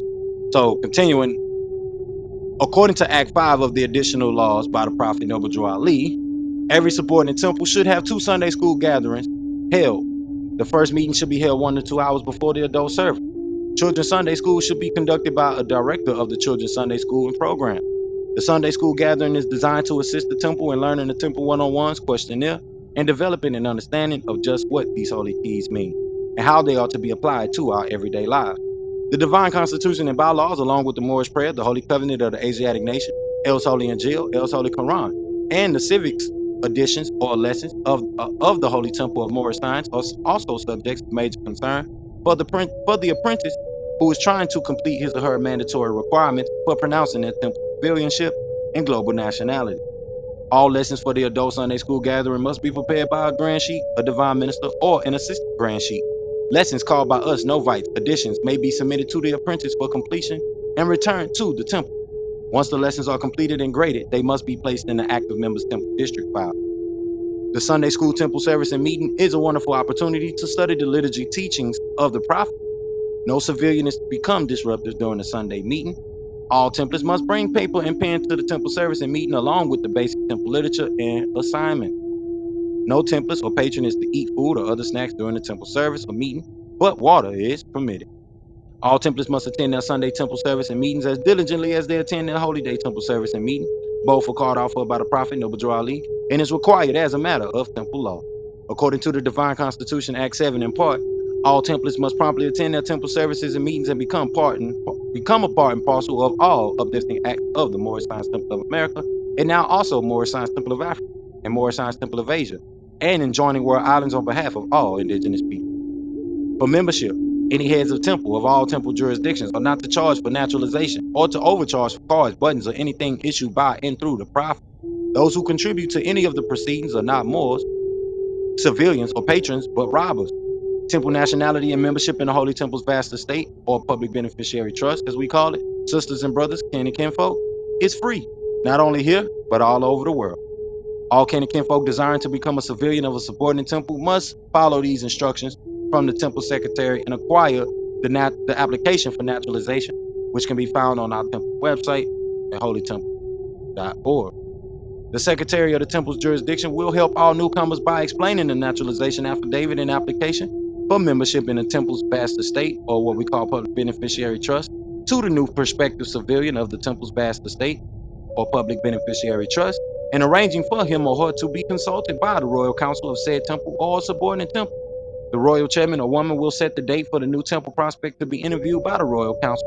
The new temple court civilian, upon completion of the royal council's consultation at the newcomers gathering, Sunday school gathering, on Sunday, the new templars will proclaim their temple nationality at the next upcoming holy day temple gathering. After the civilian prospect proclaims his or her nationality, they will be given the mandatory requirements necessary to earn their free national name and royal title of nobility as a true American royal. These requirements are as follows, and in accordance with Chapter 47 of the Moorish Circle 7 Holy Qur'an, called Egypt the capital dominion of the dominion of the Empire of Africa. Chapter 25 of the Moorish Qur'an, called the Holy Covenant of the Asiatic Nation, the Moorish Prayer, including the 101 Quran questions for Moorish Americans, Asians, and Africans, the Divine Constitution and bylaws, the additional laws, and the precepts, statutes, and ordinances from El's Holy Torah, El's Holy Injiyl, El's Holy Quran, the Holy Tabernacle Family Guide, and also the Holy Tablets through our Civics 101 course in the Global Interdependent School District and Sacred Halls of Learning, which is called New University by us of the Holy Temples of Moorish Science, for everyone of the global village. Once a new civilian or template has learned these additions or lessons verbatim or to the best of their ability, he or she will be interviewed by the temple's royal council as the chaplaincy to determine if the new civilian is qualified to represent himself or herself as a faithful Moorish American, Moorish African, and Moorish Asian, Muslim, or any indigenous peacemaker, and communicated to the ignorant for their instructions and communicated to the wise for dying on improvement. Once the new civilian or template has cleared the mandatory requirement with the royal council, he or she will be naturalized by the Grand Sheik and Divine Minister of said subordinate Islam. It's just that simple to get involved and proclaim your nationality, change your status, and these treaties pertain to the whole entire world. America was territory of Morocco beforehand, and other religious jurisdictions before that. This is why getting into the scriptural history of things does have some pertinence to matter that affect you to this day in time, especially if you want to separate yourself from the muck and the mire that's out there. You want to consecrate yourself. You want to live that spiritual way of life. You go through the door of the religious routes, your religious rites, all your spirituality customs is right there at that theocratic doorway. We're doing it. We have our newcratic theocracy. Simple and plain. We looking at things from a newcratic or a new logical perspective. We putting our real thinking cap on. We're not just using animal instinct and animal logic. Everybody has an animal spirit, but you have a soul. You have a higher self and you have a lower self. So you have your animal spirit. The spirit quickens the body. So you have your animal body, your bashar, your skin, your flesh meat, your flesh suit. But you also have a higher self. You also have a nefesh and a ruach. But you are first your nefesh, your spirit. What portion of your spirit are you paying more attention to? Which portion of your spirit are you feeding? The higher self or the lower self? Man cannot live off bread alone, but every word that proceeds out of the mouth of God. So that means you need to get in your butt in a circle to where you can sit and channel and sit in a space where you can tap into that mental reservoir. Not sit and get your head beat up with a book that's been used against our people to oppress our people for thousands of years and used by people who get their brains tapped by extraterrestrials to suppress the people and misinterpret the information and the jewels that's being downloaded and installed in us as people. So with that, let's jump right into our Holy Shahada, which is the proclamation of nationality procedure, which the pronunciation of one's nationality will be held on holy day for all civilians, denizens, templates, peacemakers, or Muslims all over the world. During the ceremony, the new civilian or templates will be ordained in El Bay or Day and given his or her royal peerage title of kin, honorable, lady, noble, nin, naya, prince, or princess by a grand sheik and or divine minister, and also receive his or her nationality card and button from the divine minister of the Grand Major Temple. Upon conclusion of the nationality proclamation, the Grand Sheik and Divine Minister will have the civilian, templates, and temple prospects stand while he or she reads the authority of the Moorish Science Temple of America. It is by virtue of the Religious Corporation Act document that can be found in Herod's revised statutes, that gives the Moorish Science Temple of America, Asia, and Africa the authority to restore the nationality and birthrights of the lost Asiatics of America, Asia, Africa, and also world islands, and give them the title to their vast estate and their heritage. The Grand Sheik and Divine Minister is to read from the card and have the new national state, Allah is God, and Noble Drew Ali the Prophet, and I am a Moorish American, African, or Asian, and or world island. This is our Moorish clarification of faithful Shahada and our national pledge of allegiance. The new civilian or templates, free national names should then be added to the Temple's Book of Life as they enroll in the Civics 101 course and our complimentary World Civics Club. The nationality ceremony should be conducted by the Grand Sheik and Divine Minister, or any other Divine Minister so designated by the Grand Sheik and Divine Minister in his or her time of absence, and most notably by the Assistant Grand Sheik and Divine Minister. The nationality card and naturalization application must be signed bearing the name and title of the Grand Sheik or Divine Minister who issued the application and card and the date of its issuance.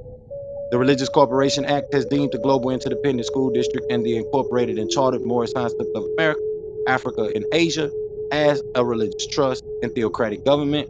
Established in 1928 on August 20th, this religious trust is the true global trusteeship system for the Holy Family of Nations, forming the global nucleus. With that, Islam, y'all, we're gonna jump into this literature next. But I want to let it be known, it's just that simple. And we got to come together on these practical means. We sitting here with people on this platform that got access to thousands of people. Thousands of people come in to hear people argue from both ends, things that are not practical for us to navigate through future.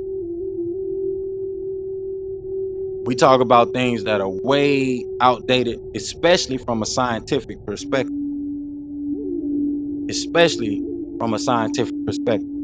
And we can't say, well, God don't got nothing to do with science and all that science crap you talking.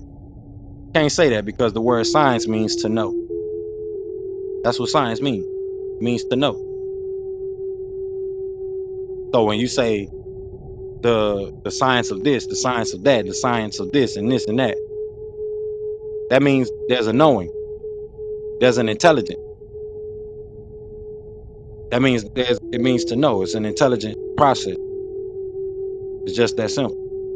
Whether it's organic or digital, it's just that simple.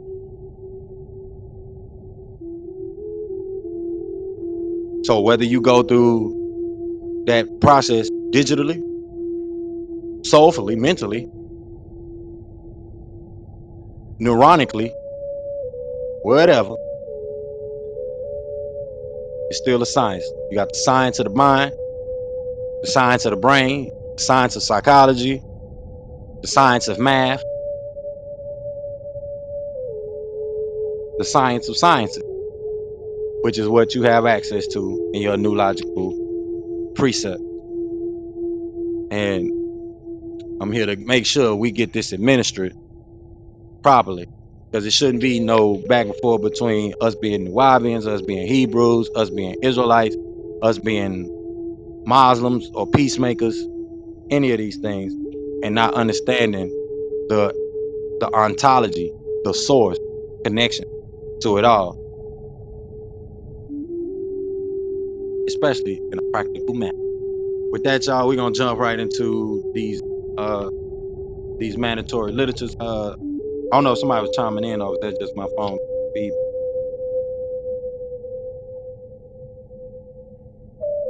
All chiming in. Go right ahead. I'm about to pull up these literatures for us. But as I do that, first thing first, I want to go ahead and extend the olive branch to those that'll be listening to the replay. Welcome to the World Temple, branch temple number 24 of the Moorish Science Temple of America. We are a globally chartered and incorporated temple of the Moorish Science Temple of America. We're teaching our people their nationality and their divine creed. Come link yourself with the family of nations. Learn to love instead of hate. And I should really be doing that reset every segment that we go into. I'm gonna make sure I get in the habit of doing that as well. So that way we know we're going into the next segment, whether it's the readings or the instructions, But I'm pretty sure y'all should have the structure down pat, especially those that have been here for a while, because if days like this past Sunday, somebody could have took over the reins of the teaching of the room. That's where we want to get this, because I should be able to take a visit to another country somewhere, do some work, and we still got things happening. That's what needs to take place.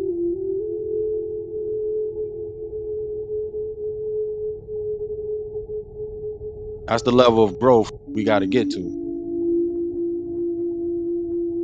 Well, we still gonna propagate the divine work that needs to be done.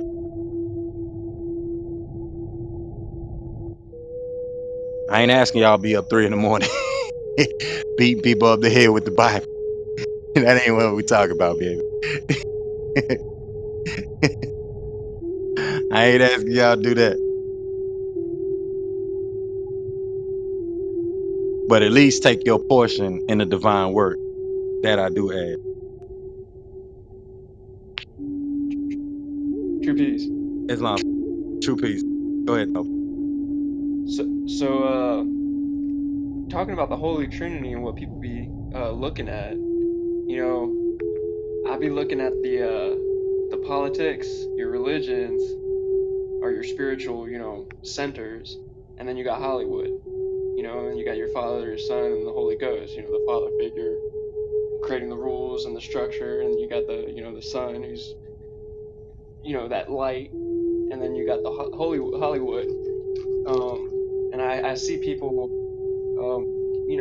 or I've seen them, if you look at the history of it, there's been a whole movement of people working and, putting their blood, sweat, and tears into some of these buildings, on all fronts, on all three of those fronts.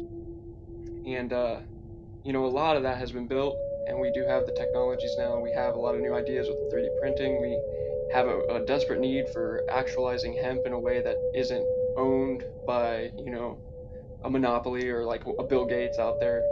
And for me, that's been my big awareness, if God is love and all is made of love, there's reasons why things have been blocked off. You gotta, slow it down and say, what's the bigger picture here? And that's what I'm still learning to do. And I'm really grateful to be part of something that actually is helping with that, You know what that slowing down is called? True peace, Noble. You know what that slowing down is called? What's that? It's called grace, my bro. Grace. Great. Give yourself grace. Give yourselves the grace. Patience. Not saying be hospital patients and be sick people, but be virtuous. And with virtuousness, that comes with taking your time, doing things in a graceful manner. You cannot make something fine or refine if you do not take the time to actually work that thing out, to actually learn that skill. If you do not put the time to build the skill or learn the talent or harness the talent, right? Or harness the power is baseless. Faith without work is what? Dead, right? But I can't expect you to be a perfect upright being overnight. And because you come from this congregation and this background and way of life, I'm not, we're not getting into that. But if you here for the point of uplifting fallen humanity, we on the same mission. We on the same mission. We're not getting caught up in the religious controversies of things. We're not here debating if there should be 3 gods in one. We hear about the real Trinity. The Mother, the Father, and the children. Simple.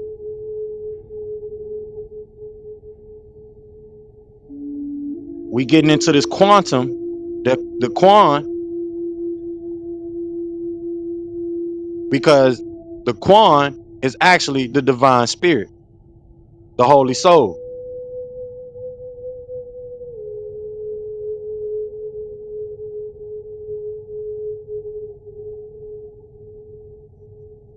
So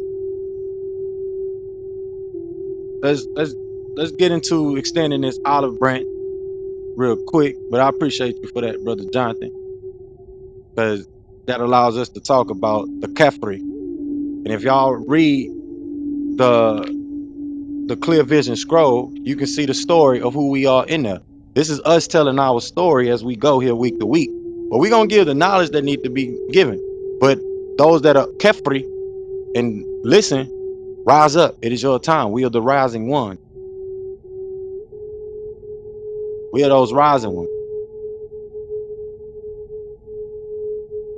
A lot of people ain't go through the divine interventions that we went through. A lot of people ain't go through the actual real calling that we went through. If you ask a lot of these people how do they come into their enlightenment, that they need to be following the word of God, check it out. It ain't gonna, don't believe me, go check it out. I got hit by light, like a real bolt of lightning that went through the house. And went from homie-yo on the blocky-yo to, like I say last week, thinking I'm gonna be a rapper, to leading a whole global congregation of people that know who we are and support us and all of our spiritual orders, whether they coming from ancient African cultures, ancient Asiatic cultures, to even your modern day Orthodox religions that have no choice but to respect the fact that we stand on these divine principles.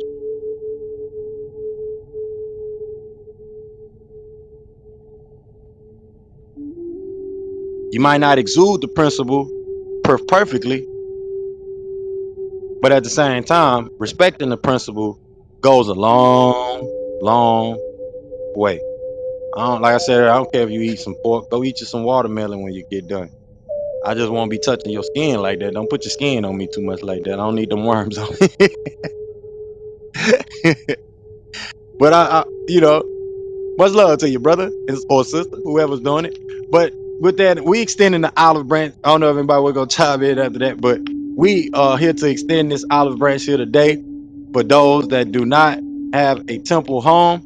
But I want to read this message first from the prophet to the temple members of the temple. This message is for these instructions is for the members of the Moorish Science Temple of America. If you already, even if you are a guest member, you want to take heed to these messages coming from the prophet. And this specific message and warning is either a warning or a message, but this specific message is from the prophet to every one of you that are members of the Moorish Science Temple of America. The prophet gave these instructions. These instructions are from your prophet Noble Ali. Islam. The prophet say, be faithful unto your forefathers' divine and national creed, that you will be blessed for your good work, be blessed for your good deeds. That you sow in the flesh. Allah is the one that judges the world, and his judgment is now on. But the weak can comprehend it not. The end of time is drawing near, so says Allah to his divine prophet, Noble Ali. And that's why many hearts have been turned to stone, and many have eyes to see, but cannot see, ears to hear, but cannot hear. Least they would be confounded of their sin. These are the trying hours now, dear Moors, and every evil spirit is moving, and they're trying every weak mind to overthrow and drag out the true foundation that has been laid, and to cause confusion in the minds of the ones that do believe. But if you have the true love of Allah and the spirit of your forefathers, you fear not what you hear or see, but will sacrifice the utmost of your very life to protect your movement and your profit. Watch your enemies, dear Moors. Your enemies are the ones that speak against your prophet and ridicule him too, the very Lord, and the ones that speak against your divine and national principles of your temple. Act accordingly, and Allah will bless you for your good work. True peace, your divine prophet, Noble Ali. So now we can go ahead and extend that olive branch for those that need a temple home, need a space to call family. You have one right here with us. If you want to get more into the Hebraic teachings, let's do it. Let's dive right on in.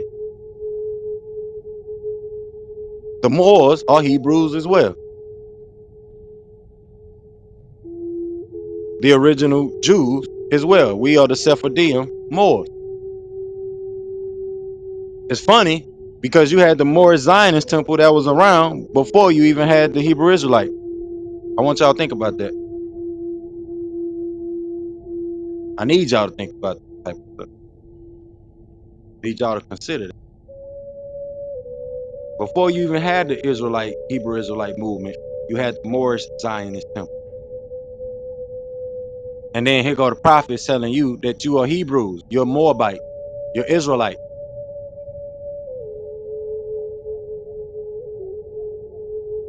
You're Moorish Islamic Hebrew.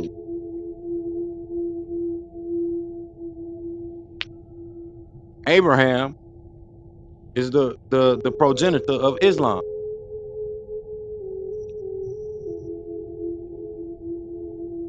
Yahshua came to teach you about Deen Allah, the way of God.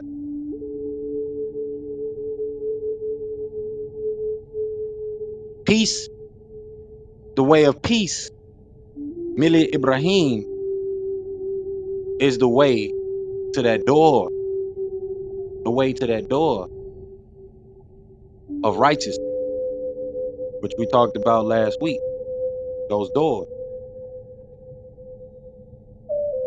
But this message is coming from the prophet. Like I said, we extending the olive branch. You need a space, you need a home, a place.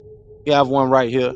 Come get involved. If you want to help us go to the next level, the next pinnacles that we need to reach, as not just the temple congregation, but as a royal court, an ecclesiastical court. Feel free to do so. You can visit our temple website, help us upgrade and get things better if that's what you feel need to be done. But y'all got to come in and do the work. You got to come up and take pieces of the work. A few people is not going to do it on their own, especially those Moors that feel this and that should be done. And you got all these different Moorish groups and this, that, and third. But in this day and time, where are they at when it says one temple, one prophet? And the only power that they have that keep y'all distracted is the most powerful thing that you got, and that's your attention. Islam. So with that, I want to go ahead and go into the message that the prophet speaks to the nation. The prophet said, if you have race pride and love your race, join the Moorish Science Temple of America and become a part of this divine movement. Then you will have power to redeem your race because you will know who you are and your forefathers were. Because where there is unity, there is strength. Together we stand, divided we fall. Come, good people, because I, the prophet, sent to redeem this nation from mental slavery, which you have now, need every one of you who think that your condition can be better. This is an open field of strong men and women to uplift the nation and take your place in the affairs of men. If the Europeans and other nations are helping me, why not you? It is your problem, the Negro problem, being solved only as it can. And that is by the Moorish National Divine Movement. If you have a nation, you must have a free national name in order to be recognized by this nation as an American citizen. This is what was meant when it says, seek ye first the kingdom of heaven, and all these things will be added unto you by the prophet. By the prophet.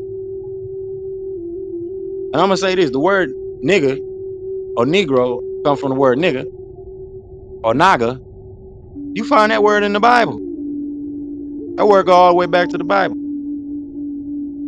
That was Jesus' kinfolk was called James the nigger. The nigger. The black. James the black.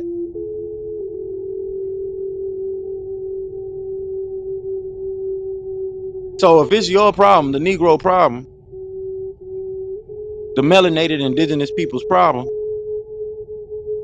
and it don't matter which shade of indigenous you are, even down to those that are hybrid, it don't matter. We learning to be uprooted into a new space and a new place. You're indigenous to this soil, this land, but you're being taken into a whole new space, a whole new reshaping of the world. So you got to be prepared to be uprooted. We should have understood this long time ago, especially like with Noble Majestic mentioned. We love being space cadet. So for those that are in those battles or caught in those battles, wake your butt up. You got a soul and you got a spirit, a nefesh. And when you foreign, to a space or an environment, you learn to adapt in a positive manner. And we're not here to adapt to survive. We're here to adapt to thrive in a positive manner, in a high frequency, higher self purpose,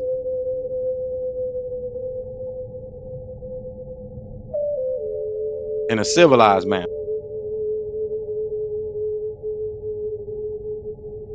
So, yeah, you can be indigenous to this land and space, but the whole world is changing. The world ain't the same as it was a million years ago. This piece of land that you saying you indigenous to was connected to all other land masses. So you're just indigenous to the land in its entirety. It don't matter.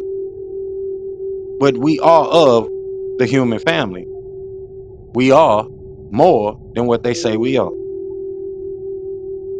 You are more. Simple and plain. Everybody has melanin in their skin, even down to the albinoid who has a freckle melanin. Has a piece, little specks of melanin. Sorry. But with that, y'all, we're gonna jump right into these divine warnings from the prophet. We're gonna close it out with any last final contribution. Jump right into our prayer. Close it out for the night. I know y'all got things to do. Took up a whole another hour of y'all time again. I didn't know we was gonna go deep into the transmission for tonight. We had to get that out. Get better on our timing. But I'm gonna change the link at the top of the room here in a second after this divine warning from the prophet. So if you want to enroll to the school, especially those coming back listening to the replay, go ahead and click that link that's pinned at the top of the room right now before I get ready to change. So the prophet gave this divine warning to all peacemakers and Muslims, which is to be read in every temple service meeting. The prophet said, I hereby inform all members that they must end all radical speech while at work and at homes or on the street. We are for peace and not destruction. Stop asking your card to Europeans. It causes confusion. Remember, your card is for your salvation. Failure to obey these orders will be of severe consequence. We are for love, truth, peace, freedom, and justice. And when these principles are violated, justice must then take its course. Any member or group of members who hold malicious feelings toward the temple or the prophet or violate the divine covenant of the Moorish movement will receive their reward from Allah for their unjust deed. All true Moors will and must obey the laws laid down to them by their prophet. If they lose confidence in their prophet, they should turn in their card, button, cease wearing their turban and fez, and return to the state where I, the prophet, found them.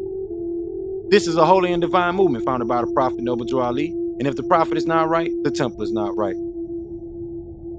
The prophet therefore is sending out the divine plea to all Moorish Americans that they do their part in protecting their prophet and the temple. This is an everlasting movement founded by the prophet through the will of Allah to redeem his people from their sinful ways.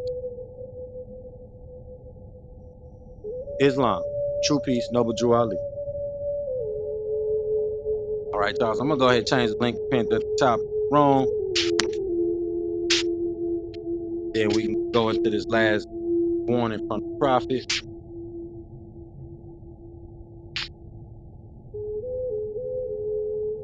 You want to join the royal audience and do so by clicking the link.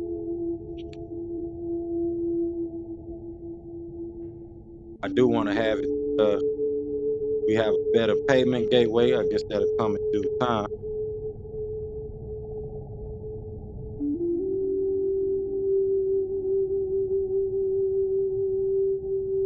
People who understood how to use Bitcoin more, we would be doing just that. But let's get into this last warning from the prophet, y'all. Close out with that. So y'all can enjoy the rest of y'all night.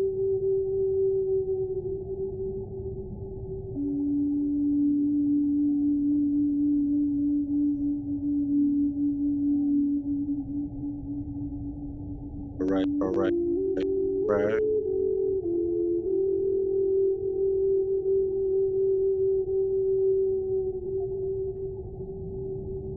Right. Prophet want us to proclaim this at every temple meeting and temple service.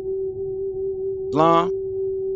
The prophet say, I'm glad to know that I have a few faithful Moors among you all, and I desire for them to know the truth and the divine truth. There's a host of jealousy about me in the movement now by the same people of our side of the nation that claim that I was only a joke and unreal. But now since they have found out from the government officials and the nations of the earth that this is the only sole foundation that all Asiatics must depend upon for their earthly salvation as American citizens, they are working every scheme that they can to disqualify me so they may take charge of the situation. I have notified all these things to you long ago in the past. It is through the faithful Moors that attribute to the movement and uplifting funds. The ones that paid their divine respect to me in the movement will be remembered. That is why I'm calling upon all faithful Moors to increase their faithfulness to me, your prophet, and your divine Moorish movement. I need finance and I need it badly. Never before have I needed finance so badly as I do at present. So I can shove aside the discord that is facing the nation. It all comes through jealousy because of my fame and nobility.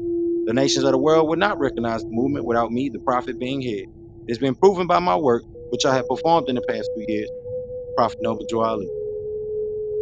Islam, y'all got the link at the top of the room.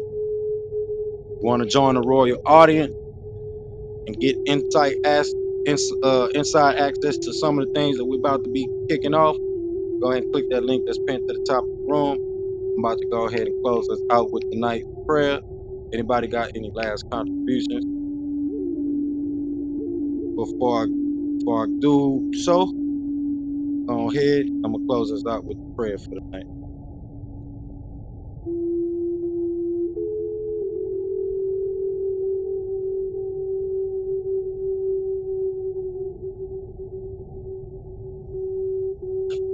All right. So y'all know how I go. 2 fingers up, 5 fingers up, facing the east. Feet at a 45-degree angle. Allah, the Father of the universe, Father of love, truth, peace, freedom, and justice. Allah is my protector, my guide, and my salvation, by night and by day, through His holy prophet, Noble Ali. Amen. Islam, y'all. Wadu. Enjoy the rest of y'all night. Happy holiday.